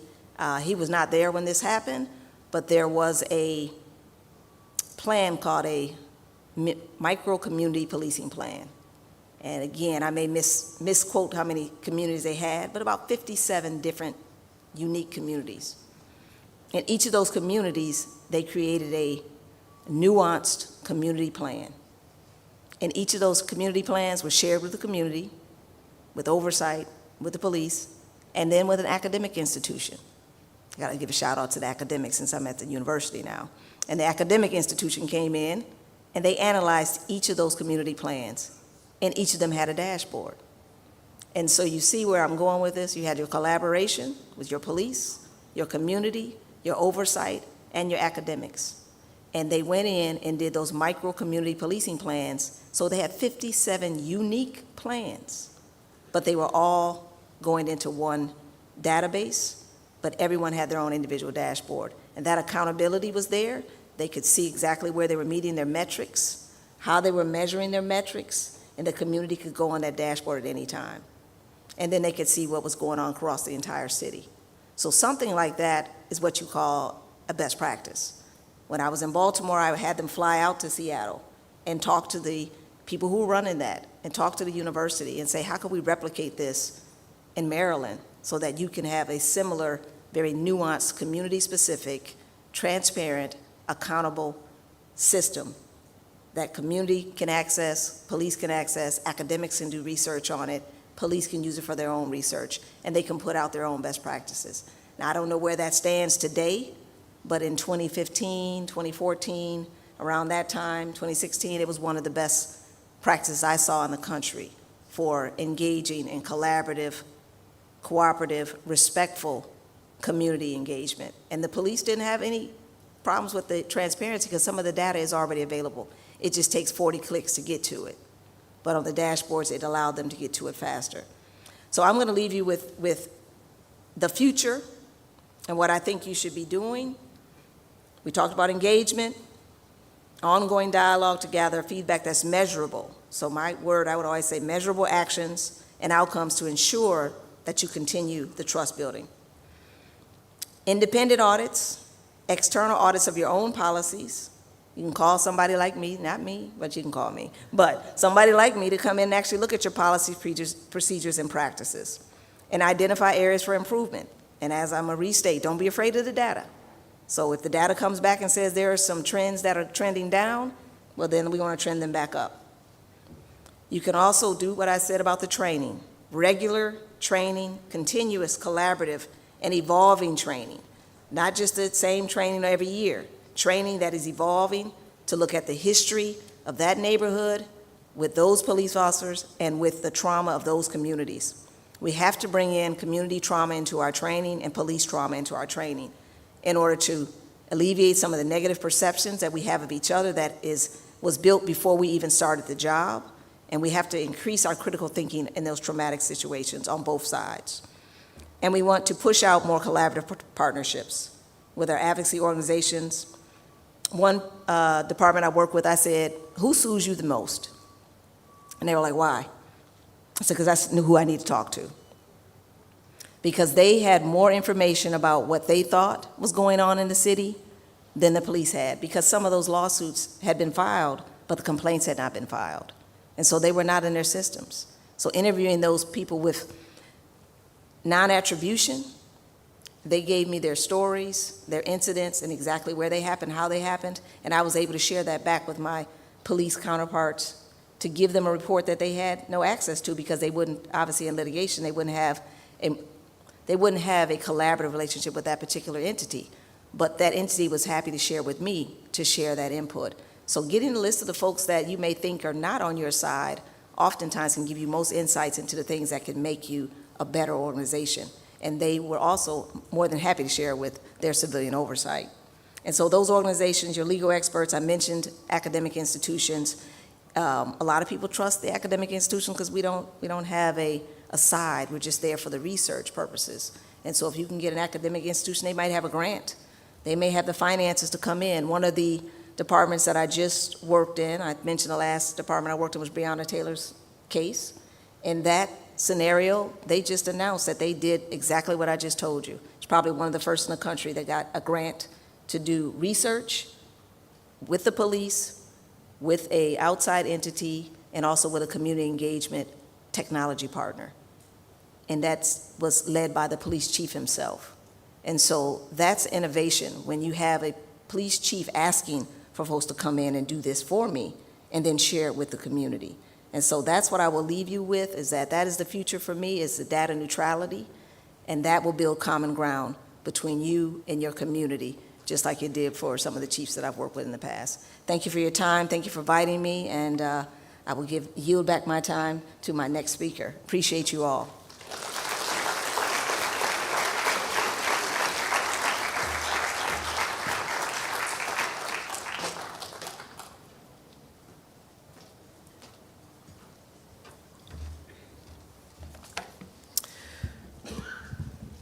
Thank you, Marcia. For those who don't have a program and who may have missed the introduction, that was Marcia K. Thompson, Esquire, Assistant Professor, Criminal Justice Department at Aurora University in Aurora, Illinois, in the United States. After the presentation by Dr. Barnes, we will have coffee break. Then we'll have the discussion where we field questions from the audience, and then we have some presentations, and then we'll be done with the day. So, the next presenter is Dr. Sean Barnes, Chief of Police for the Seattle Police Department in Washington State. And he is a nationally recognized leader in crime reduction and community police relations. In recognition of his contributions, Chief Barnes was honored as a National Institute of Justice LEADS Scholar. That's the Law Enforcement Advancement Using Data and Science, that's what LEADS means, for his innovative use of technology and scientific methods to combat crime. He previously served as the Chief of Police in Madison, Wisconsin, and was the Director of Training and Professional Development for the Civilian Office of Police Accountability in Chicago, Illinois. Before that, Chief Barnes was the Deputy Chief of Police in Salisbury, North Carolina, between 2017 and 2020, and held the rank of Captain with the Greensboro Police Department, where he began his career as a patrol officer in the fall of the year 2000. He's also a council member on the National Police Institute's Council on Policing Reforms and Race, a nonpartisan initiative dedicated to using research and evidence to address pressing issues in police reform. Now, throughout his career, Chief Barnes has championed neighborhood-oriented policing, which emphasizes smaller police beat responses, neighborhood ownership, and community engagement at all organizational levels. He is a national advocate for evidence-based policing strategies and was inducted into the Evidence-Based Policing Hall of Fame at George Mason University. Most recently, he received the Excellence in Policing Award from the Center for Police Practice, Policy and Research at Radford University. His philosophy in policing can be summarized in this way, quote, "Community policing should be neighborhood-oriented, community-focused, encompassing both businesses and residences. It should be problem-oriented and grounded in the most current empirical research available to swiftly reduce crime and enhance citizens' satisfaction with police services." End quote. Ladies and gentlemen, a Jamaican welcome for Dr. Sean Barnes.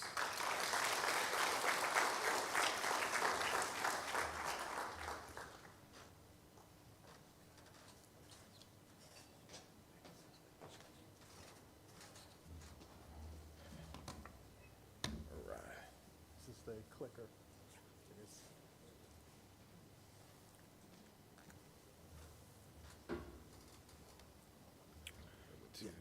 Which to click it, which way do I go? Yeah. So just go. Okay, so go back. Okay, great. Good morning. I am so honored to be here today. I know I stand between you and a much-deserved break, so I will adhere to the time frame that I was given the best that I can. I will make these slides available to you as a resource. In American policing, nothing is proprietary. So if I have it, you can have it as well. I want to begin by saying something about this amazing place. So there's some things that I've done in my career that have truly been transformational to me. One was that I had an opportunity to go to Africa. If anyone's ever been to Africa, you know what I'm saying. So I went to Bamako, Mali, and I got an opportunity to teach community policing and problem-oriented policing in Africa. And it was the first time in my career that I work with people, that I work with more people who look like me than didn't in my entire career. And some of you may not know what that feels like, but that was amazing to me.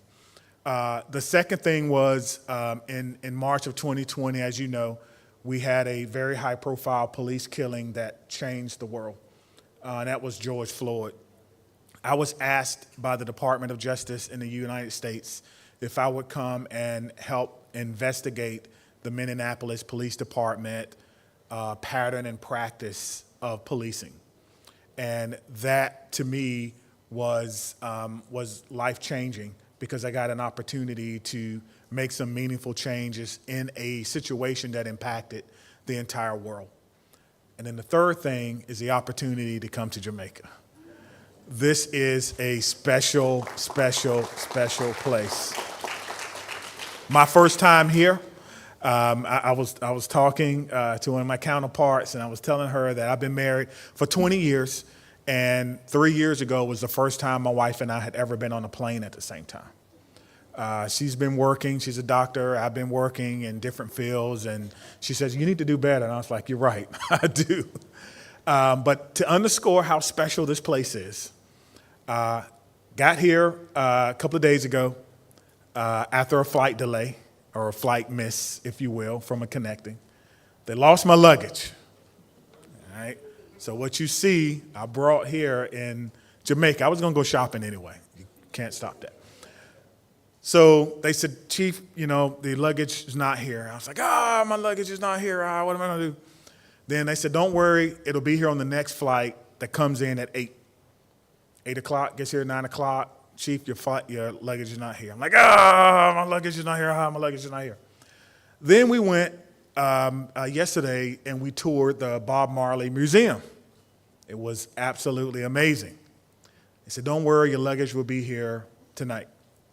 9 o'clock comes, I'm resting. They called me and they said, Chief, your luggage is not here. I said, no problem, man, no problem. No, don't worry about it. I'll wear whatever I gotta wear. So all my energy had just shifted and focused because I'm in this amazing place. So let's get started. I may take this microphone off, I don't know. Let me see if we can get this right. So this is my journey, right? And I see some young people in here. So I like sharing my journey before I start talking. Over in that corner, this is the United States, over in that corner there, there's a long title there, word is Murfreesboro, North Carolina, right? That's where I'm from. And so I always talk about that because I was born in a very small farming agricultural town. I lived for many years of my life in a farmhouse. We had no running water. We had no indoor plumbing and no air conditioning, none of the things that we're kind of accustomed to today. And I always put that on there to say, and I see the young folks here, and I love my young folks, it does not matter where you start in life. It only matters that you're faithful to who you are and your work ethic, and you're going to get to wherever it is that you're trying to go.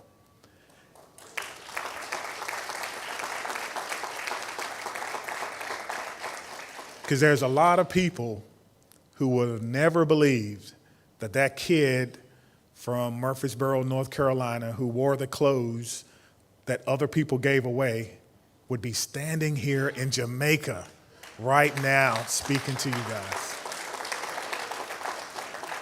And so I always say that it's about giving a hand up. So if I can ever do anything for anyone in this room, you call me and I will do that because I'm not here if it wasn't for the generosity of other people, all right? So I just wanted to say that. So we're gonna get into it.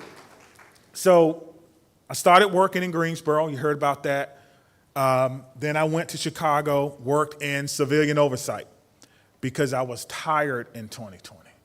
I was absolutely exhausted. And my wife had chosen a job working for the university there in Chicago. And I said, you know what? I had enough after George Floyd. I said, listen, I'm done with policing. I just don't know if there's a fix. Said, I'll give it a shot. So I went to Chicago. I started working for the Civilian Office of Police Accountability, Civilian Oversight.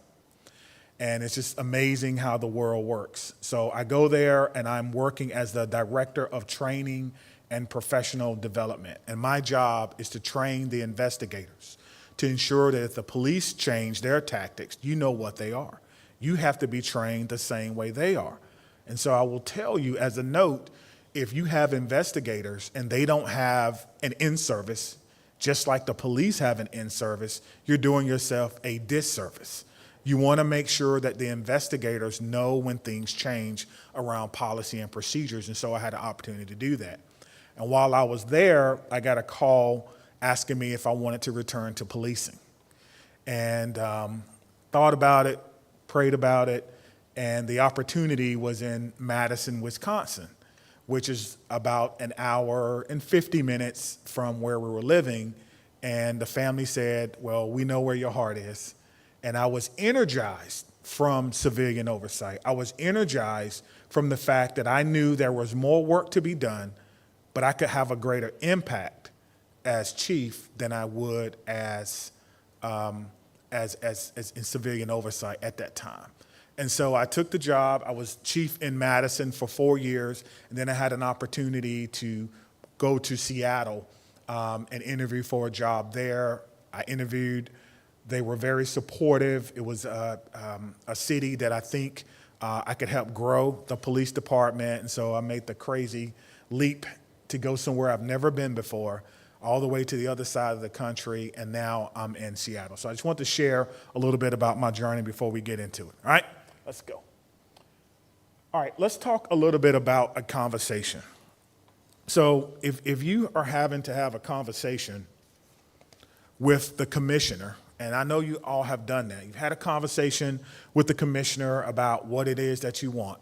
My question is, have you had that same conversation with the line level supervisors that are on the street? And if you haven't, you're missing out. People overestimate how much authority the commissioner or the police chief have. We are not kings. I wish we were. I wish I could say, do this, and everyone would say, okay, chief, no problem. But if you've ever been around police officers, you know it doesn't work that way. You have to get their buy-in. You have to engage them and listen to what their concerns are. In America, we have a saying, and I don't like it. It says, the only thing a police officer doesn't like more than change, the way things are. And I don't like that saying because it means that that we can't change, and I don't necessarily agree with that. My philosophy is simple, and you know, a couple of you taking notes. So take this one because it has served me well. People are not afraid of change; they are afraid of loss.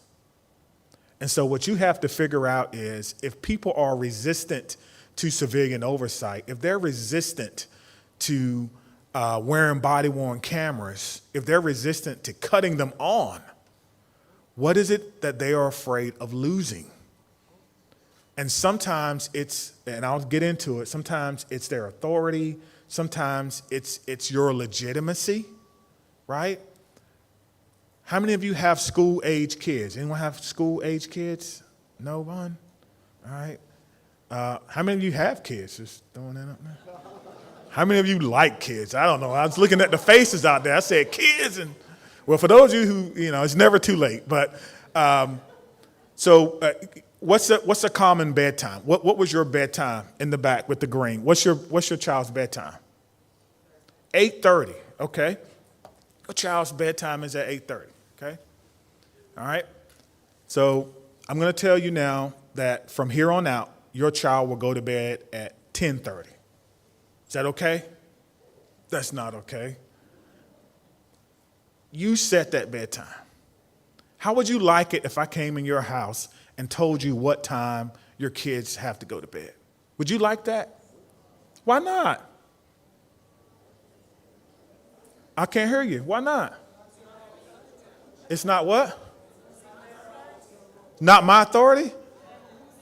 You're losing your authority. Oh. Well, I have a PhD. I read some books. Your kid can go to bed at 10:30. Does that feel good? That's what it feels like to police chiefs and commissioners when they tell us that you will tell us what to do. I say that in love because I want you to understand what you are up against or what you have to collaborate. It feels that way to police chiefs, but there's a way around it, and we're going to share some of that. These are some slides that will help you have the conversation, not with the commissioner. He or she already knows.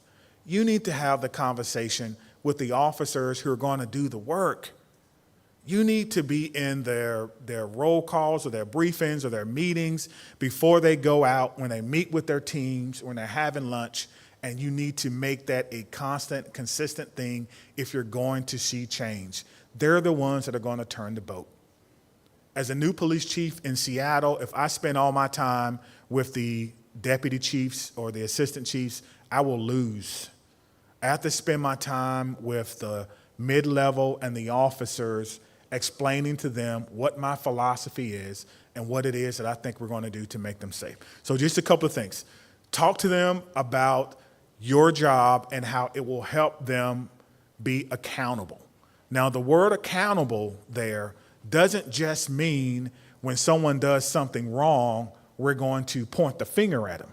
The word accountable there means I am here to make sure you have the things you need to be successful. That's the definition of accountability.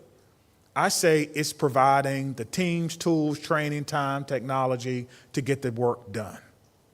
Bunch of T's, but it just means that your job, they will understand that. They will start to see you in a different light if you talk about that.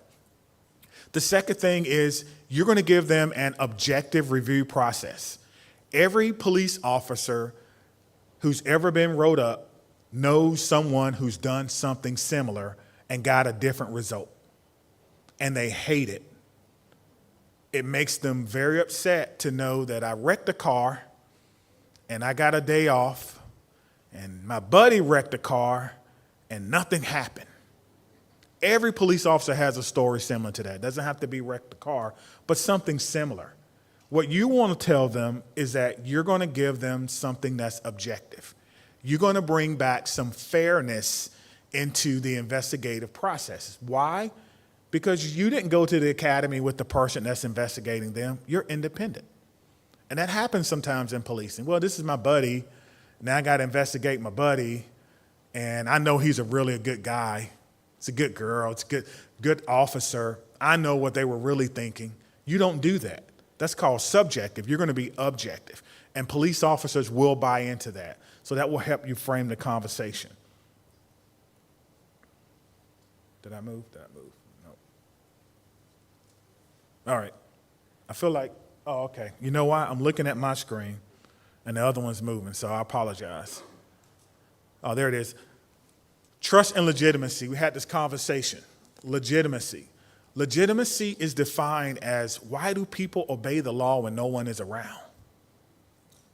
That's the measure of legitimacy. When people come to that red light or stop sign or whatever it is, and they actually stop, and there's no police officer there to inform their decision making, you have a legitimate department. When people are obeying the law and you're not there, that's less work for the police officers to do. It makes their job easier. So in this point, what you want to tell folks is that through your organization, you're looking to make them more legitimate. You want people to be able to be partners and do the right thing without you having to be there. That means that's less time you have to spend on something small and more time you can spend on bigger things, such as violent crime or something to that nature. Along this point of trust and legitimacy is literally bridging the gap. And what that simply means is there is no question that there is a disconnect in the entire world between police and the communities that they serve.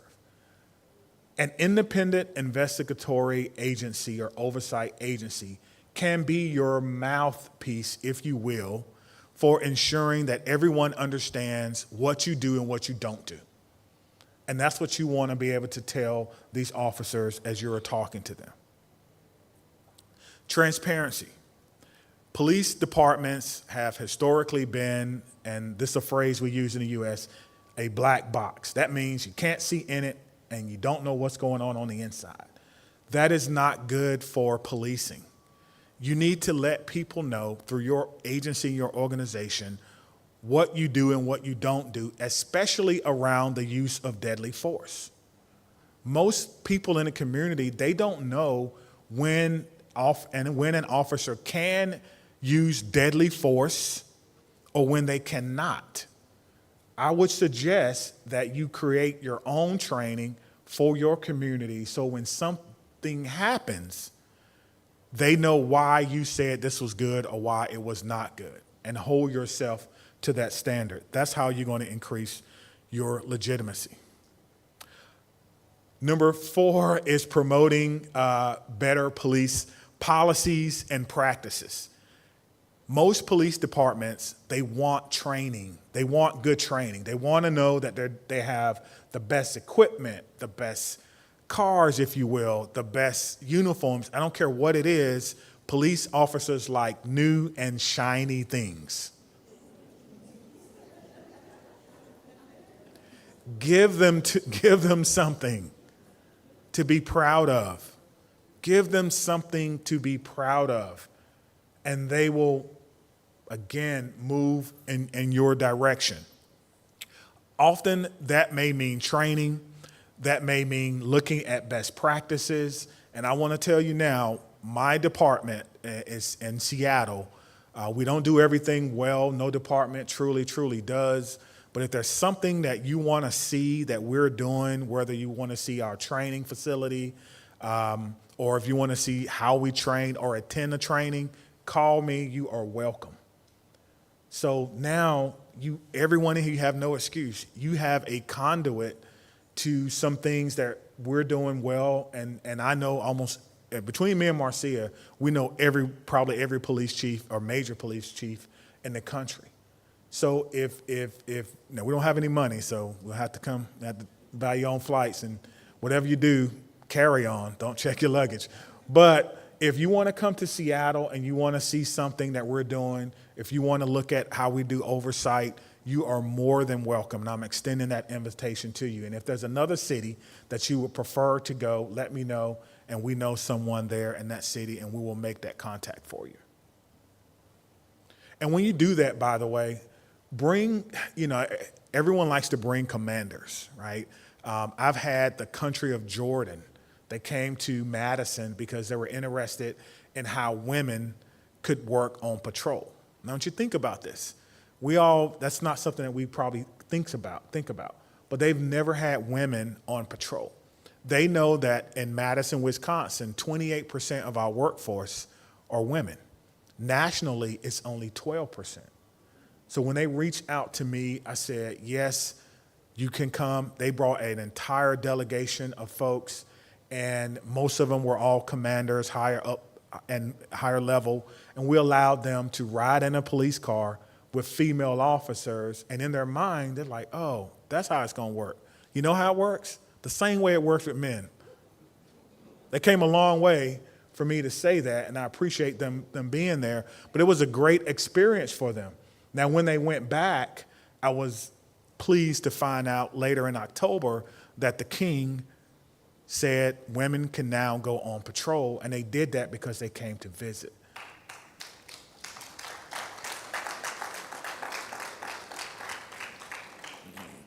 Two things. Number one, sometimes you can't believe it until you see it, the opposite of faith, right? And then number two, it's got to be good to be a king. It's got to be good to be a king. I don't know. Excessive force. Excessive force happens when there's force, right? So if you can reduce the likelihood that there is force, you also reduce the likelihood that there's going to be excessive force. So what you are doing is you're making sure that people think twice about what they do. And I'll give you an example. I recently was certified in the state of Washington, right? So I went from Wisconsin all the way to another state, and I had to go through their certification. One of the things that I learned that was state law, or best practice, if you will, in the state of Washington is you do not point your gun at someone unless you intend to use it. And you can't do that unless there is an immediate threat. Now, the Supreme Court says an imminent threat, which means it's about to happen. Immediate means it's going to happen or it's happening now. Now, you think about that. You can reduce uses of force with simple things. You can't point the weapon at all. And if you do, that's a use of deadly force. So now I have to make a decision. I have to take some time to see, am I really seeing what I'm actually seeing? And I wasn't upset with that because I thought it should have been immediate anyway. Graham v. Connor in 1985 gave us imminent threat, meaning police officers can use deadly force if you think it's about to happen. But in the state of Washington, they go above and beyond. Article 1, Section 8 of the state constitution says it has to be immediate. You got to know what you're doing. And a lot of places don't have that standard. So that's an example of things that can be done to reduce excessive force. And making sure that investigations and things do not go unchecked or do not go unnoticed. It is very sad to me when people tell me their stories about police misconduct as I travel all over the world. And I say, well, what did you do about it? And the answer is nothing. They didn't feel comfortable going to anyone. That hurts. And to me, as a police chief, that hurts because they should feel comfortable going to you, telling you their concern, right? How accessible are you to the people that you serve? Do they got to call a number and then the number goes to another number and no one answers? Do you get the, leave a message, we'll call you back? You want to see me go crazy? I don't even call businesses anymore. I call it customer unservice because it's not customer service. We'll call you back. They're never going to call you back in most businesses. Don't be that way. They need to have access to you to voice their concerns because you could be missing something very, very important. And we talked about this, getting officers buy-in. Officers, police officers, who you want them to police the way that you're trying to get them to go. They want to know more than anything that they are supported. My police officers in the room can nod their head. They know if they're supported or not by the way you behave. And if you are, like Marcia said, giving them compliments, creating your own awards dinner for them, where you give awards for de-escalation, where you give awards for the times you could have done something but you didn't, where you give awards to people who may not make all the arrests in the world, but they may go out in the community. They may know people. They may be doing things on or off the job.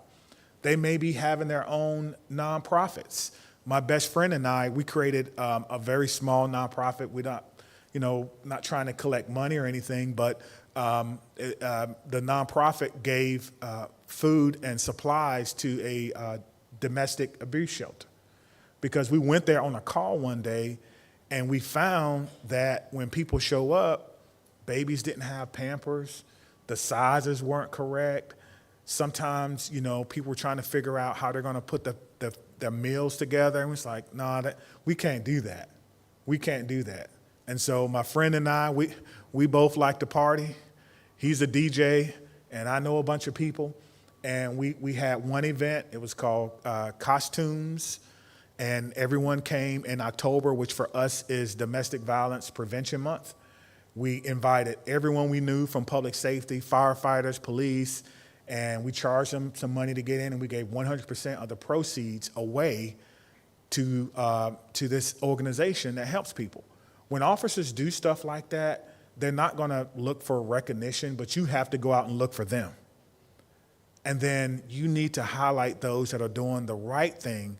That's how you're going to get buy-in from them. Otherwise, they're just going to see you as big brother. Someone showing up saying your kids can stay up to 9:30 and you said they got to go to bed at 8:30. Marcia talked about legal battles and lawsuits, so I will skip that. A broader sense of police reform, right? Of course, since 2020, everyone is talking about police reform. Not many people have defined it. I will just leave you with this slide. You have to define what police reform looks like. We've been talking about police reform, police reform, police reform. What does it mean like? Reform what? How are you defining reform? Does that mean I got to change my uniform? Does that mean I get a better car? Does that mean that you're going to make sure that no one ever doesn't get charged with a crime because this hasn't happened before? Well, I don't want to be the test case for that. So I'm not going to do anything when I come to work. I'm just going to get this free money. That's not what you want to create. My advice to you is on your websites, if you have the word reform, but you do not have a definition for it,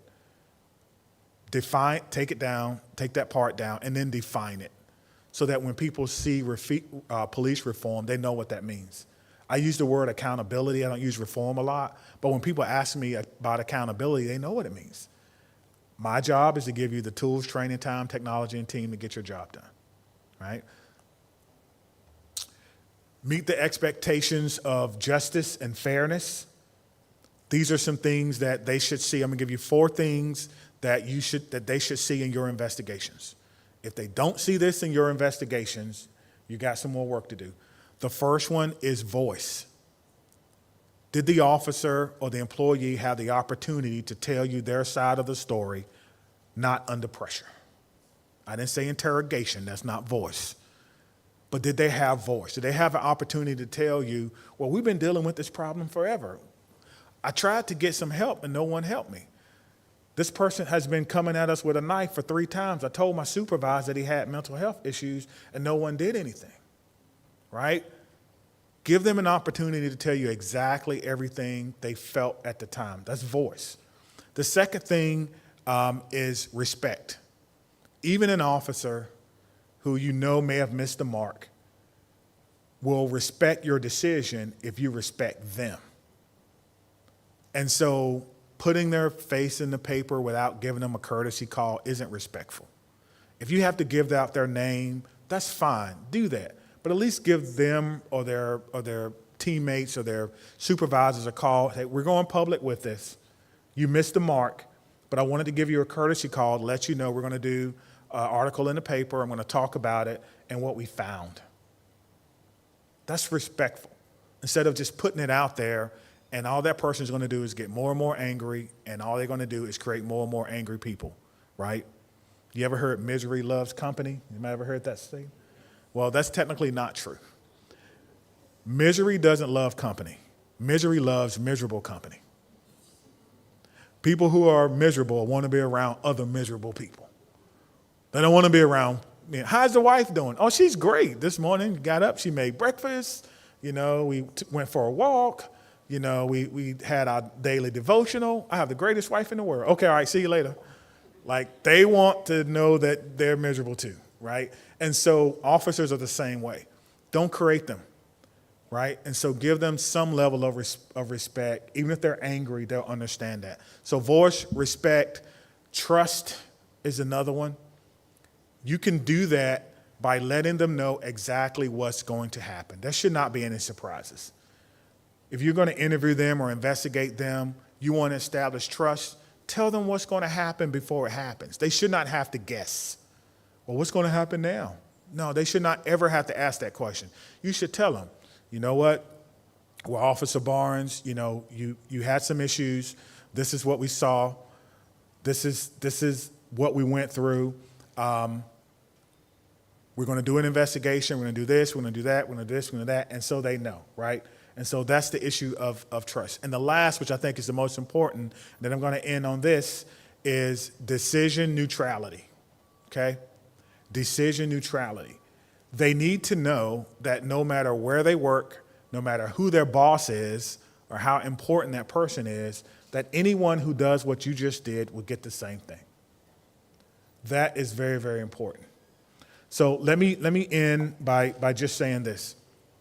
It is possible to create a meaningful partnership with your law enforcement agencies. It is possible. But it takes some strategy, which means that you need to know what to do first, second, and third. If you're playing chess, you can have a plan. That may be okay, but a strategy is a little bit better because you're anticipating things that may happen. I've tried to give you some of those things to anticipate here today. And one of those things is that you need to be talking to everyone in the agency, not just the commissioner, not just the chief. They can't do things, we can't do things by decree. I wish we could. I wish I could say, treat everybody nice, be nice, and everyone will do that. I wish I could say, shine your boots, and everyone shines their boots. It just doesn't work that way. You have to create your own buy-in by creating a system that's fair and just that they understand. Spend time talking with those line officers, hearing why they don't trust you or why they don't think you're fair. And be willing to make adjustments if adjustments are necessary. They say, well, I had an issue. They may tell you, I felt like an employee on the job was being inappropriate to me as a female officer. I felt like they were saying some things that I really didn't like. But I don't see that there's something that you do. You only take complaints from the community. Where do I go? And you may say, well, we do take complaints from you. Well, then they don't know that you do that, right? And so you have to make sure that you're doing everything you can to bridge those gaps. Finally, police departments are very insular. And we are a special group, a special bunch. And sometimes we don't like people who don't understand what we go through telling us what to do. You can fix that by spending time with them. Maybe do a ride along. Maybe ride with them, walk with them. Get to know what they're going through so that when you're adjudicating their behavior, it's coming from a place of genuine respect and it's coming from a place of genuine accountability. Bamako Mali, working on George Floyd, and of course, being the chief of police in Seattle. Got to say that. Don't want to mess up my good job. But anyway, and then lastly, coming to Jamaica for the very first time as a kid from a little farming house in North Carolina that was able to share a few insights to you have been one of the greatest experiences of my 50-year-old life. Thank you so much. Stay up here, take one of those seats. No, we're going to go straight to the next question. Which one? The one at the end.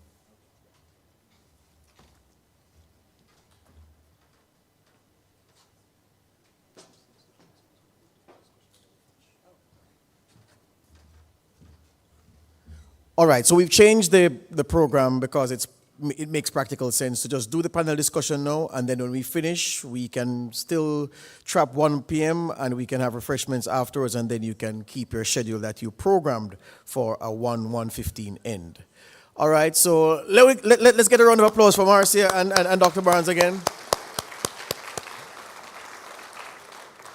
All right, I am inviting questions from the audience. I don't want anybody to be shy. And, sir, okay. There's a microphone there. Can you check if it's on, sir, please? Hold on. Can you use it for him? Thank you.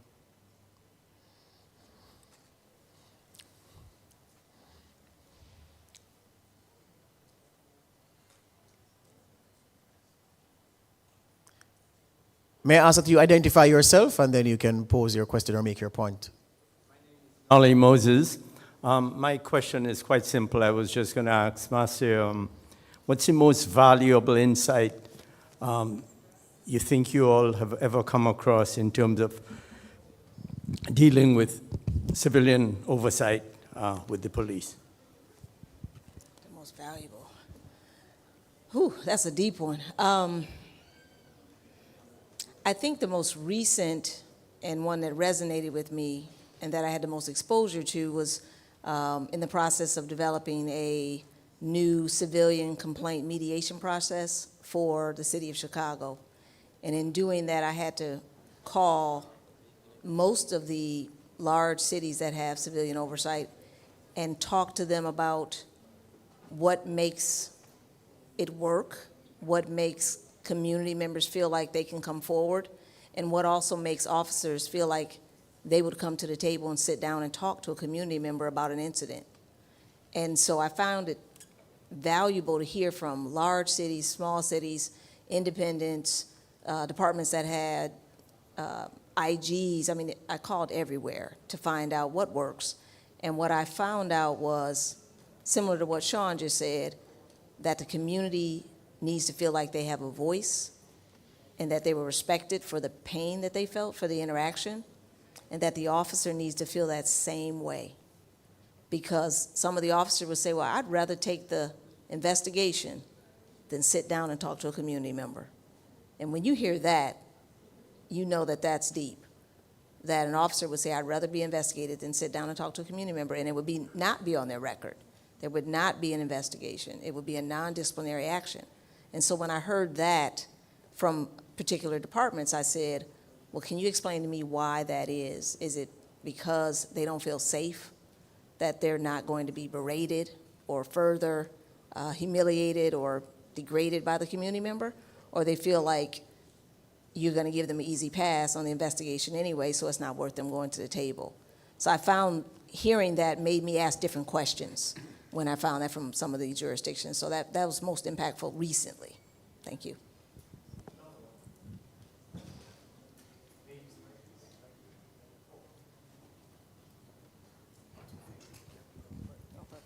Hi, my name is Alexandra. Neither of you spoke about how you work around corruption in police forces, and I'd be curious if we could hear a little bit of your opinion or thoughts on that topic. Well, most of the cases that I've worked on involve some type of allegations of police misconduct. So I'd say there is a structural way that we look at patterns in practice, and that's why Chief Barnes didn't really go into it in his conversation, but there's certain things that we look for, and I would say in some of the departments that we've gone into either on behalf of the government or as a private entity. I've done both, and we say what it is, and that's one thing that I think people look for when you're asked to come in to look at misconduct, whether it be corruption on an individual officer or corruption that goes all the way up. One of the most, I guess, alarming reports that came out in the United States, if you all want to read these, they're pretty thick, but they're very thorough, was the Ferguson report. And in Ferguson's report, the DOJ found that there was racial animus from the street all the way through the judicial system. And so I think when you put it out there and you call it what it is, and you also create a roadmap of how to fix it. And so when I've done lectures just on police misconduct in a room full of police, I always say, don't be afraid of these reports that we're giving out, because those reports are the roadmaps of what you shouldn't do, so that we don't have to end up there. Yeah. Dr. Barnes, before you respond, may I ask that you clarify the question you raised? Very important question. If you notice, Marcia tackled misconduct in public office, which is distinct from the issue of police corruption. So I just want you to just zero in more, to just broaden the question, so that perhaps if it is context specific to Jamaica or if it's general, but the issue of corruption is isolated. So we're not doing, well, I'm doing your job for you, thank you. Right, so the issue, right, so misconduct is one thing, misconduct in public office, which of course we know, and then corruption, which is you are corrupt to the discharging your duties, you have corrupted an investigation process, you are in the pockets of big business, you are paid to look the other way by certain interest groups. That's the kind of thing I get from your question. Sure. So the first thing is you have to create a zero tolerance culture. And what that means is anyone who, and you have to clearly define what you mean by corruption. Anyone who takes a bribe, to me, that's corruption. You are automatically fired. There's no question about that. And then you're going to be prosecuted. You also need to create a culture where you have whistleblower protections and that anyone can come forward with a allegation, even if it's anonymous. And then you would investigate that. A lot of agencies, they don't take anonymous complaints. You have to sign an affidavit saying that I attest to this thing that I think is happening. I don't necessarily agree with that because there are some things like corruption that people know are wrong and they want to do something about it, but they would be fearful of the retaliation. And if someone does put their name on something, they should be protected from retaliation. In other words, if I come and I say, you know, I think my supervisor is taking bribes, and you investigate it, and they know or think that I'm the person who's did it, they should not be able to transfer me to a dangerous area of town hoping that I'm going to get hurt. They shouldn't be able to deny me promotion even though I'm eligible to be promoted. And there should be legal protections where if someone does that, that person now is subject to another set. Because people are smart. They won't do it individually. They'll get their buddy to do it. It's like, hey, can you believe that I want you to make sure I got it. And then they do it. It shouldn't happen at all. And then lastly, you have to create, I'm trying to think of another way to put it, but when I was in the Marines, we call it check firing. So check firing means that if anyone in a dangerous situation sees something dangerous, they say check firing. No matter if you're a private or a general, everybody has to stop. And no one will look at that person funny. You have to create a culture in the departments where anyone who sees something that's not right can stop it.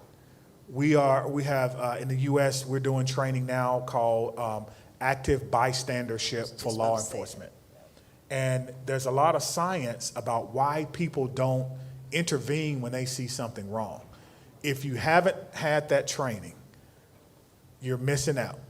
Everyone in here, I'm telling you now, in my 25 years of being a police officer, it is a game changer. It is the one training that I think could be as close to a panacea to stopping corruption and police misconduct that we've ever seen in policing. Why do people do nothing when they see other people doing things wrong?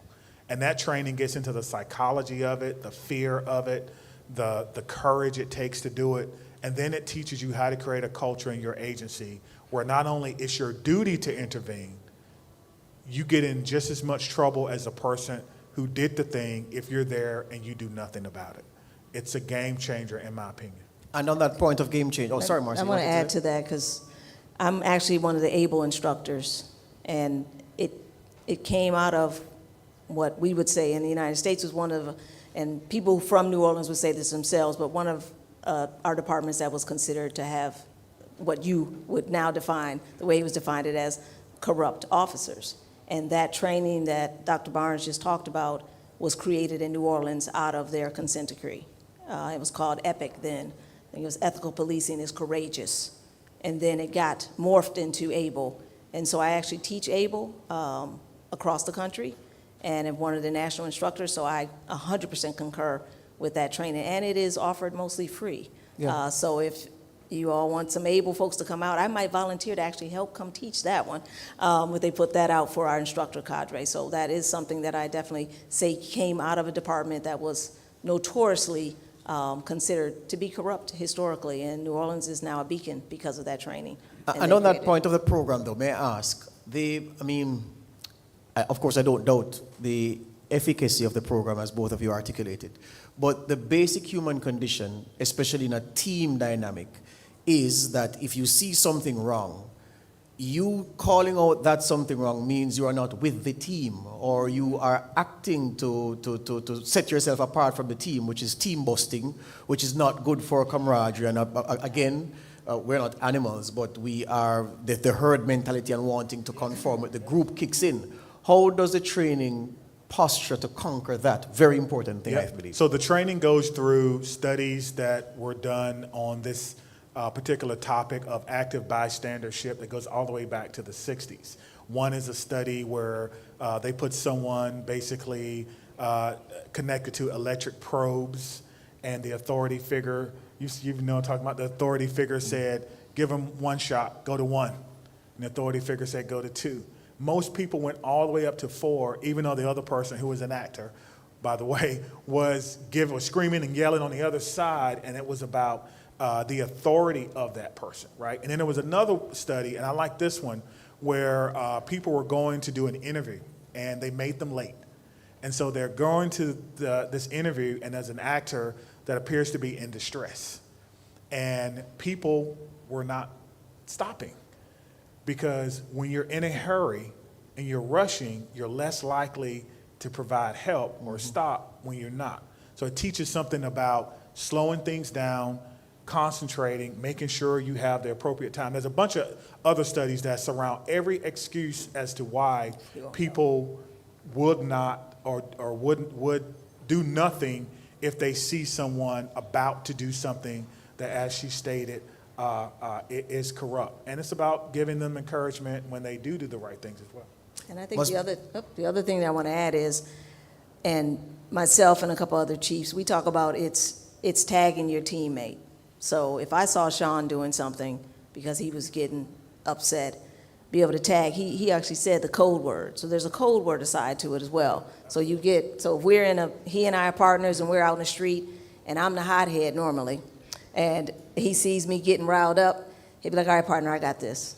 Physically may touch me, that's gonna bring me down. That's also our code, that you're getting out of control and you're about to do something that may get us both in trouble, our department in trouble, and more importantly, you may get fired as well, and you may cause harm to someone else. So that part of the interaction is also in there, that you're tagging your partner, that teamwork. This is part of the teamwork, is that I'm letting him, or he lets me know, you're getting elevated and I can take over for you. So I'm helping you out. Must be some study to conquer the real human element of squad mentality, and you know what that means in police dynamics.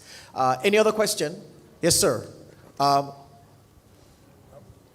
Lady, you allow the lady first?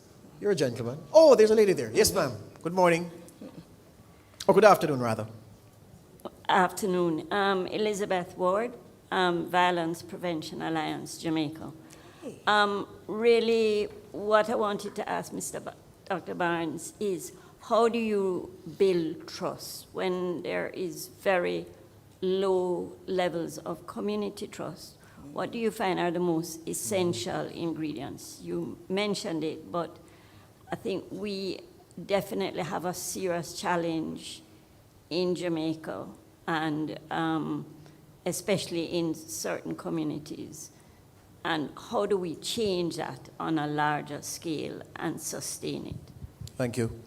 Yeah, I think that when it comes to establishing trust, is a question I've gotten a lot, and my answer has kind of evolved over time.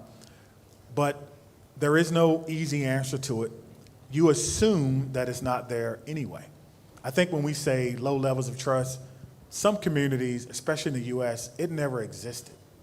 You know, my grandparents went through a different life than I did, right? So it never existed. And so you need to start by, number one, you need to voluntarily give information before people have to ask you to do that. It's not trustworthy when people have to come to you to ask you what happened with this. You have to be your chief or whoever, they have to be a good communicator. You have to listen, and you have to acknowledge other people's pain. You know, police departments, especially, they don't want to do that. They come and they say, hey, we had this thing, and they go, yeah, but you can't do that if you're trying to establish trust. You have to give value to what people are feeling. And you can't always look at whether or not there's no crime or high crime as a measure of whether you're doing well or not.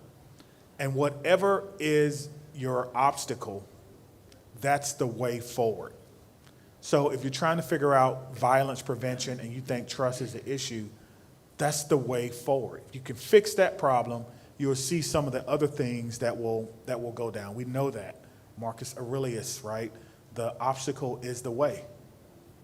That's how you do it. You look at that thing, that's the toughest thing to do, whether it's communication, whether it's going in. Hey, I've been there. I got to Salisbury from Greensboro because of a bad law enforcement shooting, if you will. Bad meaning the community was very upset. And I went to those meetings with the chief, trying to help him build trust. And sometimes we just sat there and let people yell. And I remember one day I said, hey, we got another meeting. You going? He said, I'm not going. He said, you can go if you want to, but I am not going. I said, okay, chief, take a break. And I went and I listened. But the more you show up, the more trust you can build. Mm-hmm. They have to know that you're there for them and that you're there for them for the long. Hear you. Susan? Okay. I can wait. This one here. Right. I wanted to respond from the perspective of the PCOE. What we have always pushed for in the JCF is for you to follow the standards and procedures. When people see that you follow the rules, then it brings about a sense of predictability in the process. So I know if I go to a station, this is what my expectation is. And so what that starts to do now is to develop that sort of trust in the system, because I see this is the expectation and this is what is going to happen. So we push for persons to follow the rules and follow the procedures. All right. Good afternoon. My name is Susan Goff, and I just wanted to say, I mean, we all know that body cameras are not a magic wand, but I wonder if you could say something about the role that they play in oversight, particularly where there has been the use of lethal force. Thank you, Susan. Yeah, so you saw Greensboro up there. So Greensboro was the first department in the country to give every officer a body-worn camera. And I was 100% against it. The chief walks in and says, hey, we're gonna do this thing with this company called Taser at the time, and they're gonna do body. I said, no, you're going to destroy the trust that we have in the community with body-worn cameras. I said, absolutely not. I didn't say absolutely not to the chief. I was like, can we think about this? And he says, yeah, you're going to be on the committee. And so I started kind of doing my research and talking to a lot of people. And interestingly enough, I started talking to defense attorneys, public defenders, people who don't make a lot of money but are very smart, very competent, but care about people's legal rights. And they said, this is the right thing to do, because I want to be able to defend my clients, but I also want to be able to tell my clients when they miss the mark and that they need to be held accountable. It's going to make everyone's life easier. It was actually my conversation with defense attorneys which pushed me to the body-worn camera. But you're right, it's certainly not a panacea. I think if you have them, you need to think about how quickly you get the footage out to everyone after a critical incident. That's going to help you with trust. I think you need to think about the cost. I have to do that, even though I know all of these companies and their CEOs. You got to think about the cost of the storage, which is a lot. And in Madison, we did not have body-worn cameras. And I don't think it's necessarily because the community trusted us. They wouldn't let us have them. They say, well, Chief, if you have, $10 million to spend on body-worn cameras, then you can invest in our nonprofits and we'll go out and we'll do the work. And we'll make it so you don't have to shoot someone. I don't know what the answer is, but I do believe in the product. I do think it has been a game changer for holding people accountable who, quite frankly, would have never been held accountable. I mean, you think about some of the atrocities that I know have happened in the U.S., including in my own hometown. In the 60s, my church was burned to the ground by members of the police department, allegedly. right? So I know exactly what I want to see for accountability. But if you can't get the footage out, if they're not turning them on, there's a problem. And if you're not looking for good things and for bad things, then that's the problem. They can't just be on the body and then that's that. So I will say, look at your policy. There's some model policies that are out there that are really good. Adapt it, make it your own. But officers need to use them. I don't believe they need to be on the whole day. I've always believed, number one, that's too much storage, that's money you're wasting. But they need to be able to cut it on if something happens. If they're called to something, they have to do police action. You cut it on. When you're done, and only when you're done and ready to move on, then you cut it off. Yeah. Young man, you wanted? Sorry, afterwards.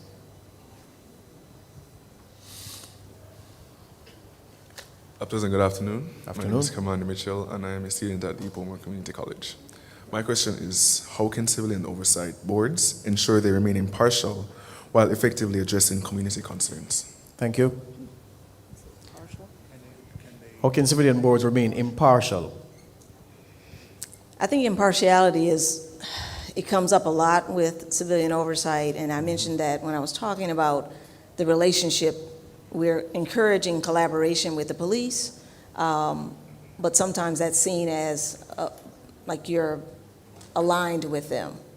And so part of the impartiality is going to come from what you're putting out, what your stances are on, and how you're staying with the procedures. I like what this young lady just said about the systems that you follow, and then that you're following those as civilian oversight. And some of the cities, where there's been a lot of issues, have been those high-profile critical incidents, and whether you fall on the side with the police as far as the incident, and they say, again, I say there's no good shooting, but there was a shooting that was within policy.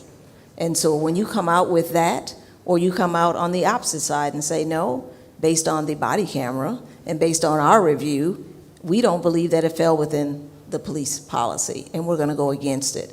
I think you got to call them the way you see them, and you got to be consistent. It's just like when you go on a stand as a lawyer, if you've only been a defense witness, they say, don't you get paid by defense attorneys to get up here and say your opinion? And you go, yeah. And they're like, have you ever done a prosecution side? No. And then you think right there, obviously they're going to fall with the defense. So as civilian oversight, I think you need to be able to answer that question. Yes, I have been against the police on multiple occasions. And yes, I have gone with them on the occasions where the body camera, the testimony, the witnesses, everything did look like it was within policy. I'm sorry that someone was injured or killed, but I feel like in this case, it was within policy. So you have to be able to do that without the community having any doubt that you're willing to stand for what you feel is right. Yeah, I just want to, just real quick. So, so you're a student, which is great. So Dr. Lori Fradrell at Florida Atlantic does a lot of research on this topic of implicit bias. And I like it because it forces everyone to understand that we all have our biases.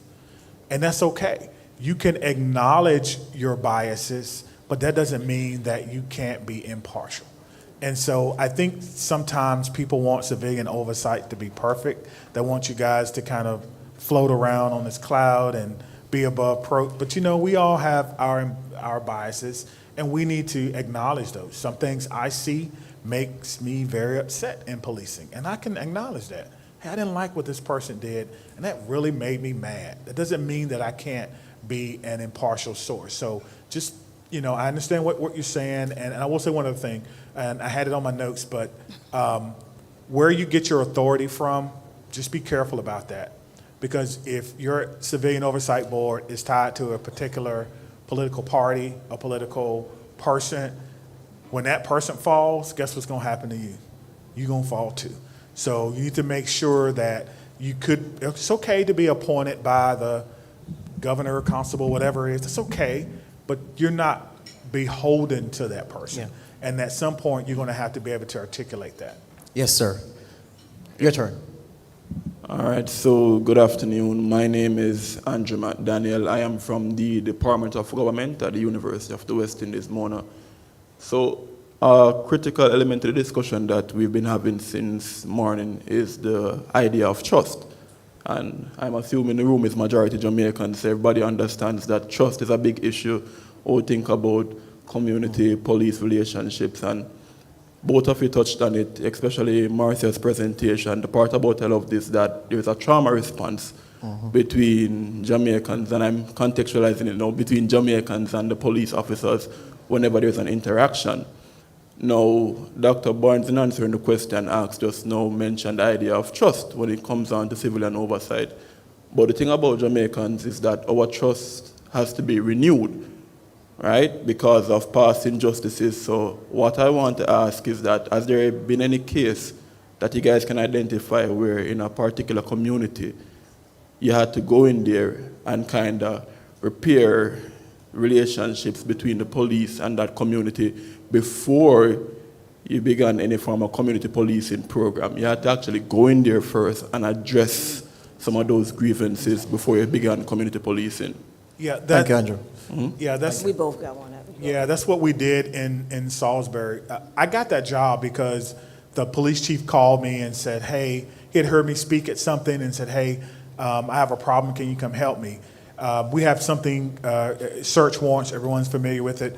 We were doing something at the time called no-knock search warrants, which means that, boom, the doors open and then there's the cops.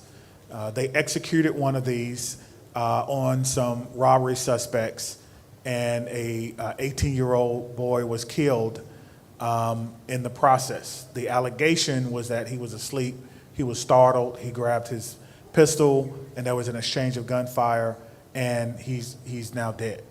I don't know. But I know that he asked me to come there to help him repair trust. And then he asked me to come there and work there as his deputy. I agreed, knowing very well what I was walking into. And that's when I said it was tough. They did not want to have anything to do with us. Every major group, every major church did not want to do anything with the police. And so we had to, number one, wait for evidence to come back. We had to show them what actually happened. We had to show them body-worn camera footage. We had to do a lot to demonstrate what we did, but there's no good police shooting, ever. And when someone feels that an atrocity has occurred, that someone has lost their life, you can't go in there leading with your statistics, data. You got to listen to people and you got to talk to people. And sometimes police departments don't want to do this. You have to be willing to say, I'm sorry for what happened and I commit to do better. When's the last time you heard that? Police chiefs don't want to do that. It's like as if it's some barrier or maybe some legal person, you're a lawyer, has told cops that if you do that, people are going to sue you. I don't know. But we met with the community, we broke it up into small groups, and that didn't work out because then people thought we were having secret meetings. Why wasn't I invited? Well, your meeting is Tuesday. Well, why did they get to go before me? You care about them more? Like, it was a disaster. That didn't work out well. And so we went through the community, and then I started a foot patrol, if you will, initiative, starting with me. So me, the chief, and you can look this up. In fact, if you Google me, there's a photo of me doing this with some commanders. Captains, get up, get off your desk, let's go. What do you mean? Yeah, I know you're safe. Get up, let's go out in the community. And we started by doing foot patrols. We went door to door, knocking on doors.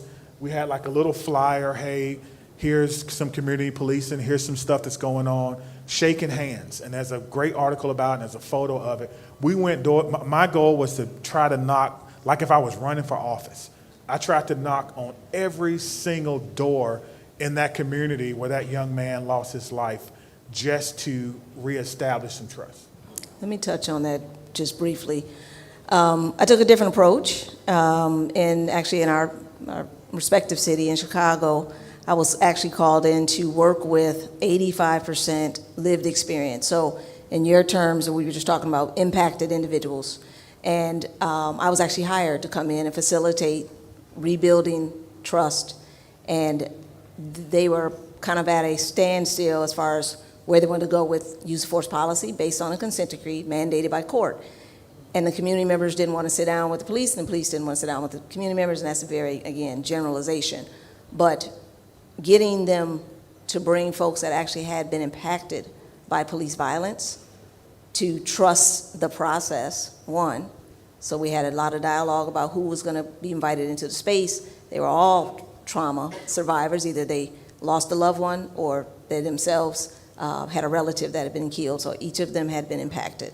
And then get the police to say, I'll actually come in there also and sit down and have a conversation around policy. So we were creating the use of force policy together. I think it's the first, maybe one of the first in the country where they've had lived experience, people co-create a policy.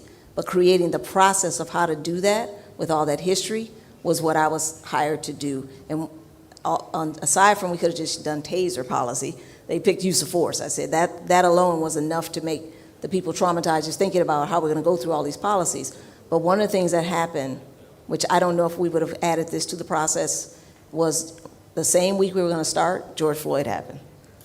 So we already had a series of incidents that led up to that, and then George Floyd happened. I knew it wasn't the right time for us to go into that space and start talking about use of force. So we actually hired people to come in and do, now I'm not saying this is a process that would work everywhere, but we actually came in and did healing circles with the people on the policy committee, because they were all hurting. The police were hurting. Everybody was hurting. I was hurting. I was like, I can't believe we're about to go do this after this just happened. So we did racial healing circles with each other, and our police counterparts came in there with us. So they actually got to bond in the circles together, talking about how they lost loved ones, how the police had to respond to these incidents, and we spent that time getting to know each other, which again, I don't know if we would have done that if George Floyd hadn't happened the week before we were supposed to start. But we took the time to get to know each other as people and the loss that we'd had, and then also the police. No one wanted something like that to happen in their city. No one wanted that to happen in law enforcement. So they were able to have some empathy about loss as well, and that helped us heal and trust each other to even start that process. And that was a long, almost a year and a half process of trust building throughout, but that's what we started with. Yeah. And I think that really helps. All right, great. Let me take her at the back and then you, sir. Thank you. Good afternoon, Shani Graham. Question for you, Dr. Barnes. What's your perspective on how the police can balance policing in an environment where there's so many oversight bodies and a high stress crime situation? So they need to do the work, they need to police, but then there are so many oversight bodies. It's good. You can do the work, right? You do not need to be focused on the oversight body. Like when I was working the street, I worked a very rough area. I never was worried about oversight. I was never worried about internal affairs. I was only worried about doing good work. For the commissioner or chief or captain, commander, you have to define what that looks like for them. My folks would tell me, go out, do your thing, make sure you're treating people fairly, make sure you're not abusing people, make sure you're safe, you're protecting folks, and I, as the commander, will worry about oversight if that is the case. They need to be focused in on being safe, because if they are safe and they have the tools to be safe, they don't feel threatened. And the problem is we haven't given them that definition. We haven't given the officers the tools, so then they go out and they go, man, this area is bad. We had a shooting here. You know, a kid was hurt. This was hurt. That was hurt. I don't like it. I want to do better, but I don't have what I need to do better. That's on us as commanders and as oversight. And when you go around, like I told you, and you talk to them in their briefings, what do you need to do your job better? Well, you know, we need more people. I'm going by myself. I feel threatened. I don't feel safe. And then bad things happen. Well, they told you that they didn't have enough people in this particular beat. Commander should have fixed that if they can. Or they should have created policies where you go together as a team, or that you work together as a team. Something that police departments used to teach a long time ago, I hope they don't teach it anymore, is contact and cover. That means I go to a problem, I'm the contact, she's the cover. Her job is to watch my back, my job is to do all the talking and everything else. We don't do it that way anymore. You know who does the talking? whoever is best at it, whoever has the best approach. Because there may be time when I'm talking and I'm feeling threatened and things doesn't go well, and then she steps up and she's like, oh, I got it. Now I'm the cover and she's the contact. So just little things like that can be game changing when it comes to whether or not a police officer feels threatened and may want to use deadly force. 'Cause that's what we're talking about here. How do we prevent police officers from killing community members, right, unjustly? That's what we're really talking about. And a lot of it is about how we respond. All right, sir? You've changed? Okay. Ma'am?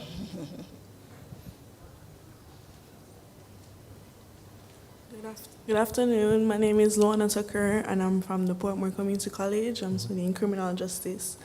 The question that I have for you guys today is, does having a generational gap ever aid or hinder the relationship between the environment and the police?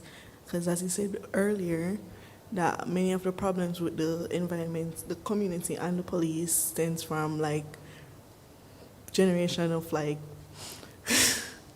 I'm nervous, sorry. No, don't be nervous. Yeah, you're doing well. You're doing well. Like generation of stories being told of things that have happened between the police and the community. Yes. Is it easier now with the new generation being educated in like police is good, this and that? Yes. So you got the gist of the question you want me to try. You good? Okay, Yeah. good. I'll start as a professor. I see a lot of hope. I just went back into academia after a 11-year removal from teaching undergrad and graduate students. And so I see a lot of hope. The students that I'm working with are minority serving institution, and they love policing. And I'd say, to answer your question, one of the things that I'm doing, the first year I did was bring in 10 years of reform. And so what I did was start with Michael Brown, with Ferguson, and went all the way to George Floyd. And I brought in all different people from those cities to talk to the students about what happened and get them to think about it. So you got a historical perspective in 10 years versus 40 years of policing. But then at the end of that lecture series, I asked them, do you feel like there's things that we still need to do? And what are they, based on what you have learned in your books? You've talked to 10 different cities, leaders, chiefs, lawyers from those incidents. What do you think we should be doing for the next generation to start trusting our leaders and our police and our communities? And how can we build a relationship? And so I think talking to youth in general, students obviously in college that are going into the profession or interested in the profession, but also those youth that are impacted by it, bringing them into those circles to have those conversations with our students as well. Dr. Jones? Yeah, so academically, there's studies on this concept of linked faith. And when they consistently talk to young people, they find out that some of them have a low favorability of police, but very few of them have ever had an actual interaction with the police. And so we're battling that issue of linked faith. Now, first of all, that was an amazing question, by the way, probably one of the most important. Give her a hand, that young lady. I love that. I love that. So the generational thing, it's very interesting because my parents' generation, they knew about it, but didn't see it every day, right? And then my generation, we saw it beginning with Rodney King. Anybody ever heard that name? Oh, yes. Rodney King. And then now it's like, oh man, we have evidence. And then my daughter's generation, and she's 28, they have social media, and so they see everything on social media.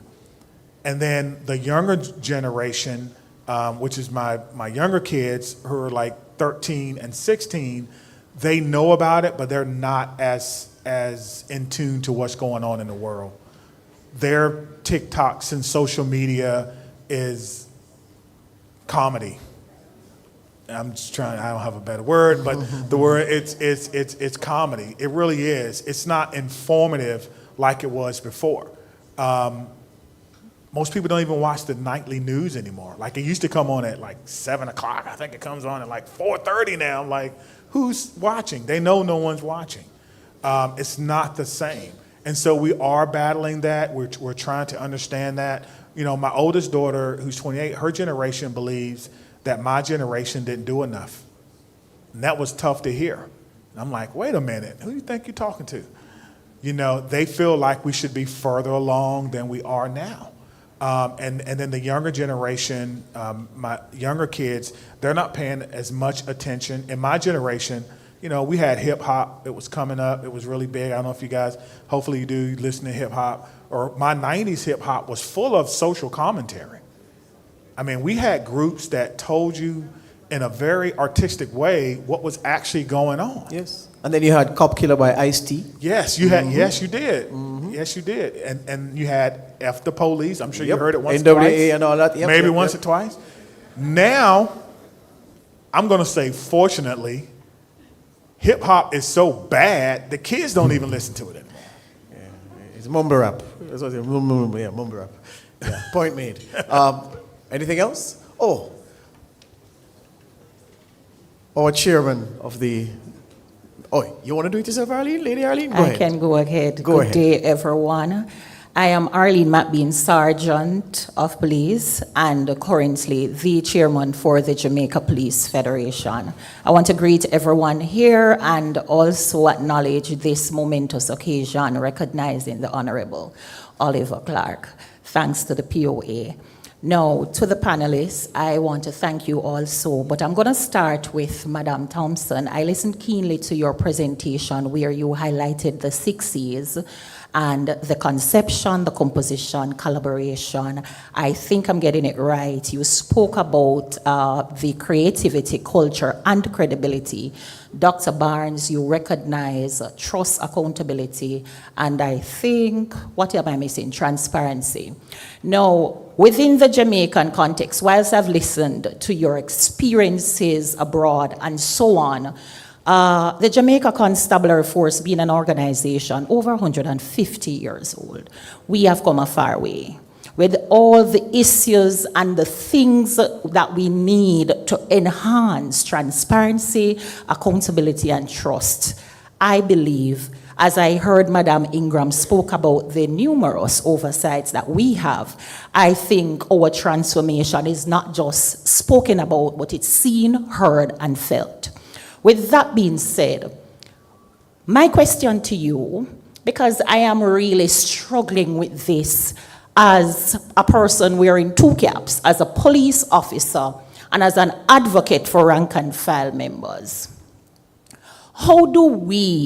My question to you, how do we correct the culture? I'm going to pluck one of your C's.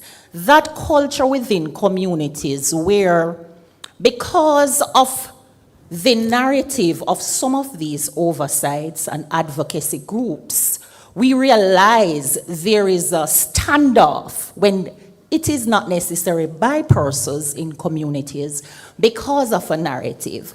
Now, persons will have biases on the left and on the right, and I'm not speaking about the issues that we face in terms of crime fighting. No, I'm talking about community-based policing.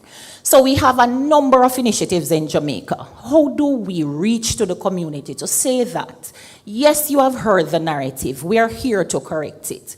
And I'm talking now, sir, because I know both of you must have done your research about this beautiful island called Jamaica and what we are facing. How do you correct it? What strategies can we use within this country?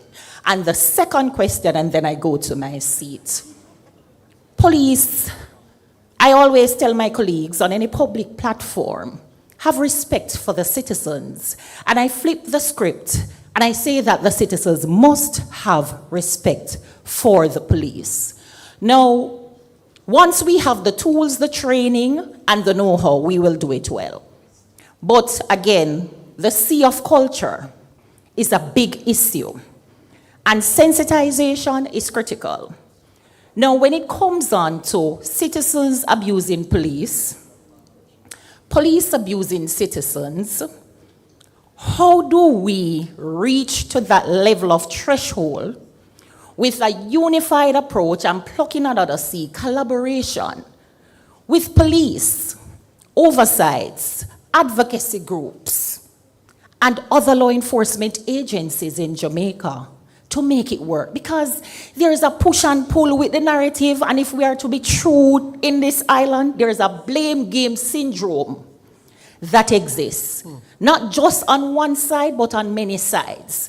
So you are the experts, and I anxiously want to know your perspective. Don't move, Sergeant. Hold on. Are you clear on the two distinct questions? Both of you are very clear. Marcia? You want her to restate the first one? Or the second one? Yeah, and the second one is, restate again, Sergeant, the second question? The second question is, citizens abusing police, police abusing citizens, and I pluck one of the C's of collaboration. What can we do to have that unified approach, collaborative approach, the media as well, for everybody to plan a day, reach out, what do we do, what do we say, guide us? Because we struggle with that in Jamaica. Hear you on that, loud and clear. Thank you very much. And based on the time, that double bill, and a very engaging two, that would be the last two before we do the presentations to my guests and our guests, and then we head outside for some refreshments. Thank you for that, Sergeant. All right, two good ones for you to end the question and answer. Let's go. I'm going to touch on one part. And I'm actually going to steal from Dr. Barnes on this one. Finding something shiny, and what I mean by that shiny, I mean something within your culture, and fixing that one thing. And so I had spoken to someone here about, I opened up a conference that was an international police of all women from all over the world, 68 different countries. And trying to find one thing that 68 countries could relate to in policing kept me up all night for being the opening speaker. But I think that's where Jamaica is right now, is to find that one thing that the police can relate to, the community can relate to, Oversight can relate to, and you can actually fix it together. And bringing people around that one common goal, I think will bring that cultural aspect in, because it has to be culturally nuanced. And we talked about, and we talked about that, we hadn't talked about it here, but working in different spaces outside of the United States, Africa, also with me working in the Caribbean with other Caribbean countries, there is culture that's different, even if those are U.S. territories.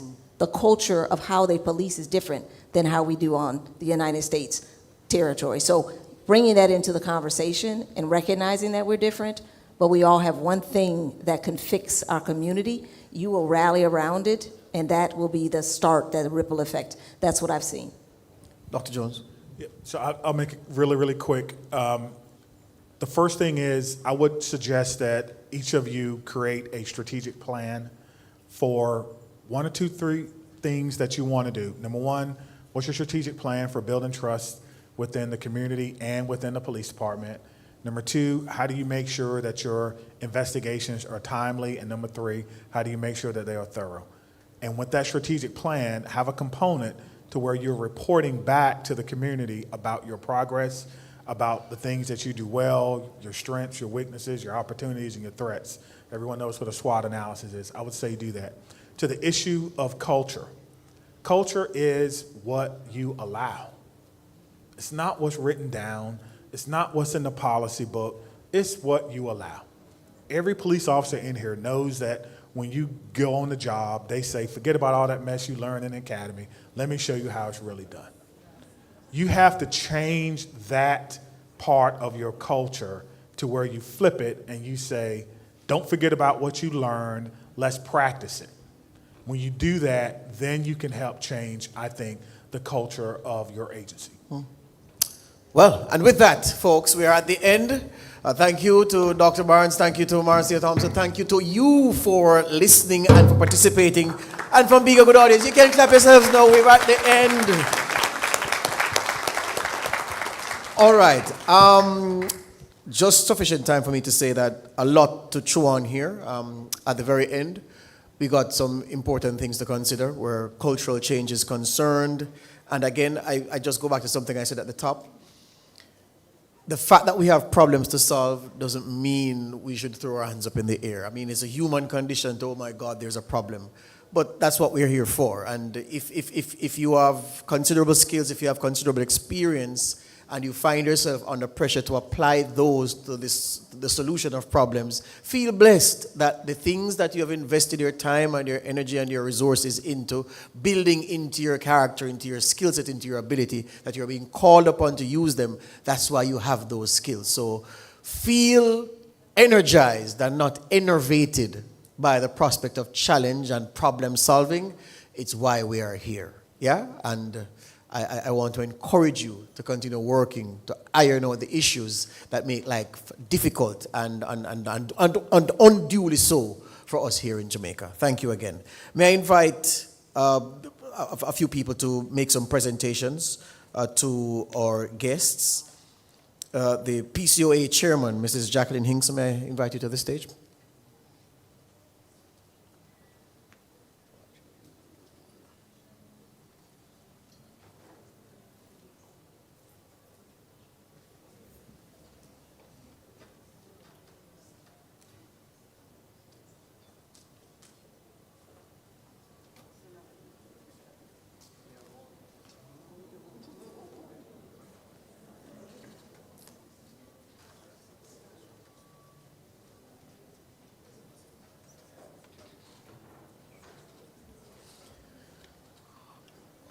All right. The first presentation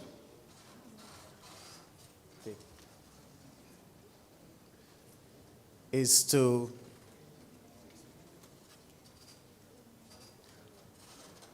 oh wait, no man, you don't have to stand it. You don't have to stand it. First presentation is to Ms. Monica Ladd, the widow of the Honorable Oliver Clarke. We didn't forget you. Come.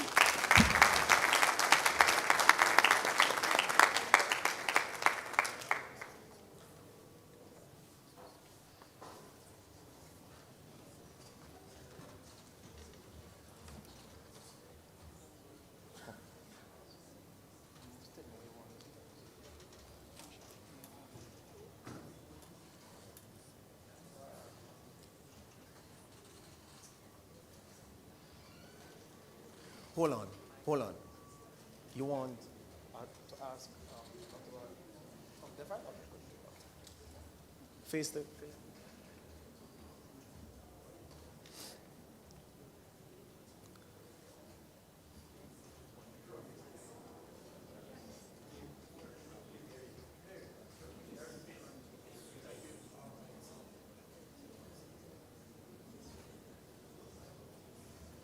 That's all right?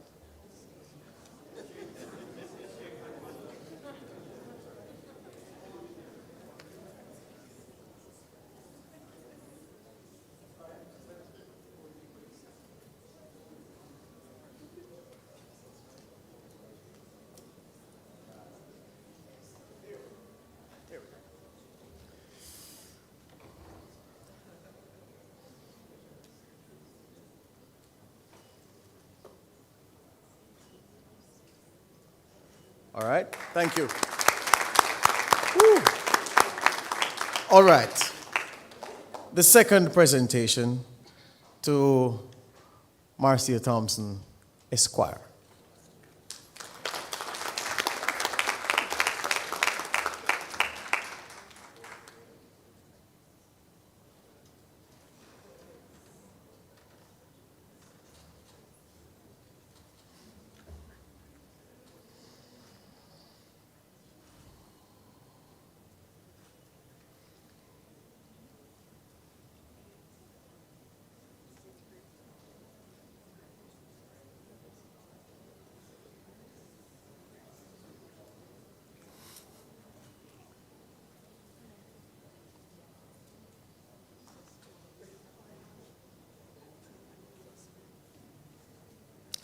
All right, good. Thank you, thank you. And the third presentation, Dr. Barnes, step forward, sir.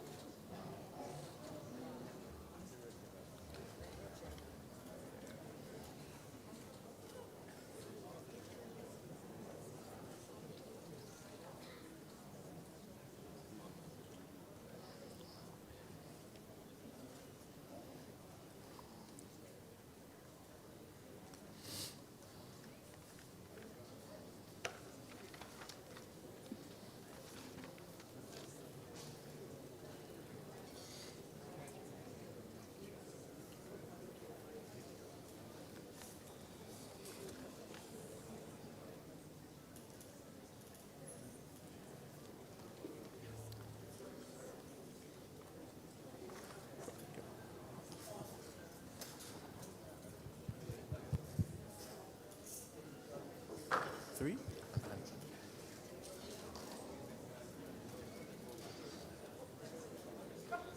You want each person to hold it like this?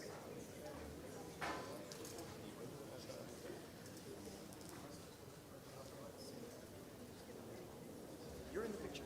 You're in the picture.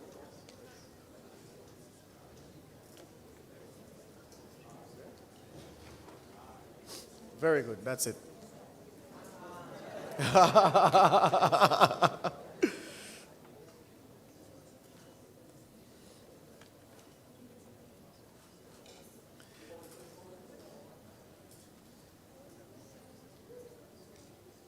Thank you. Thank you. Thank you very much. Thank you very much. Thank you.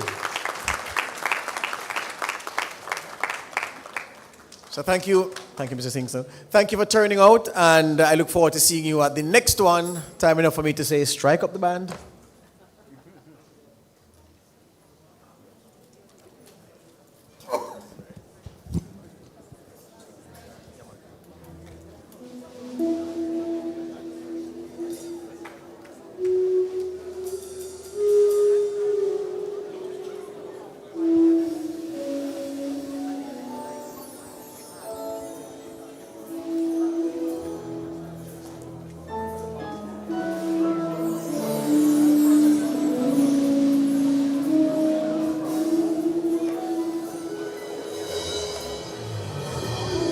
Have you ever reached the rainbow's end?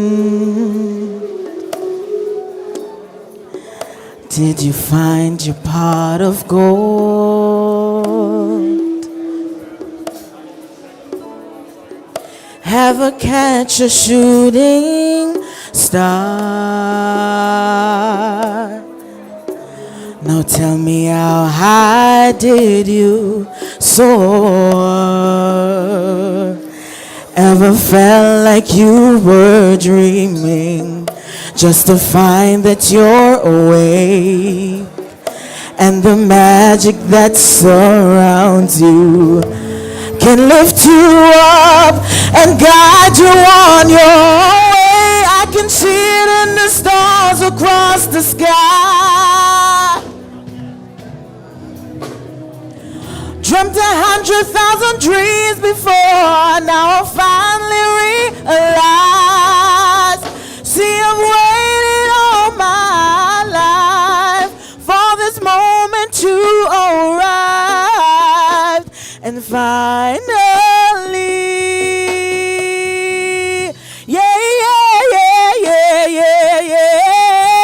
I believe in the impossible. If I reach deep within my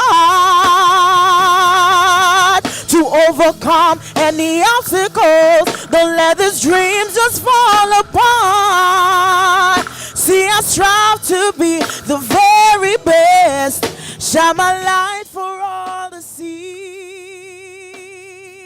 'cause everything is possible when you believe.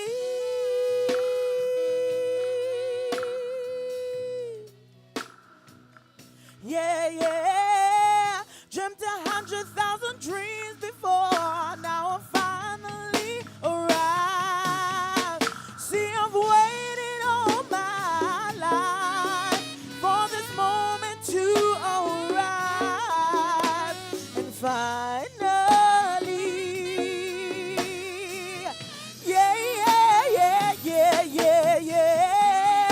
I believe in the impossible. If I reach deep within my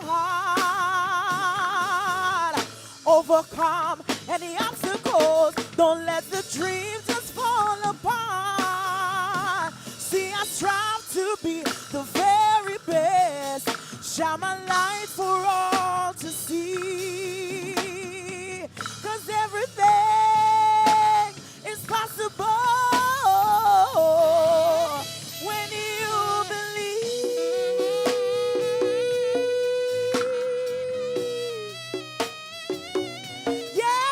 Yeah, dreamt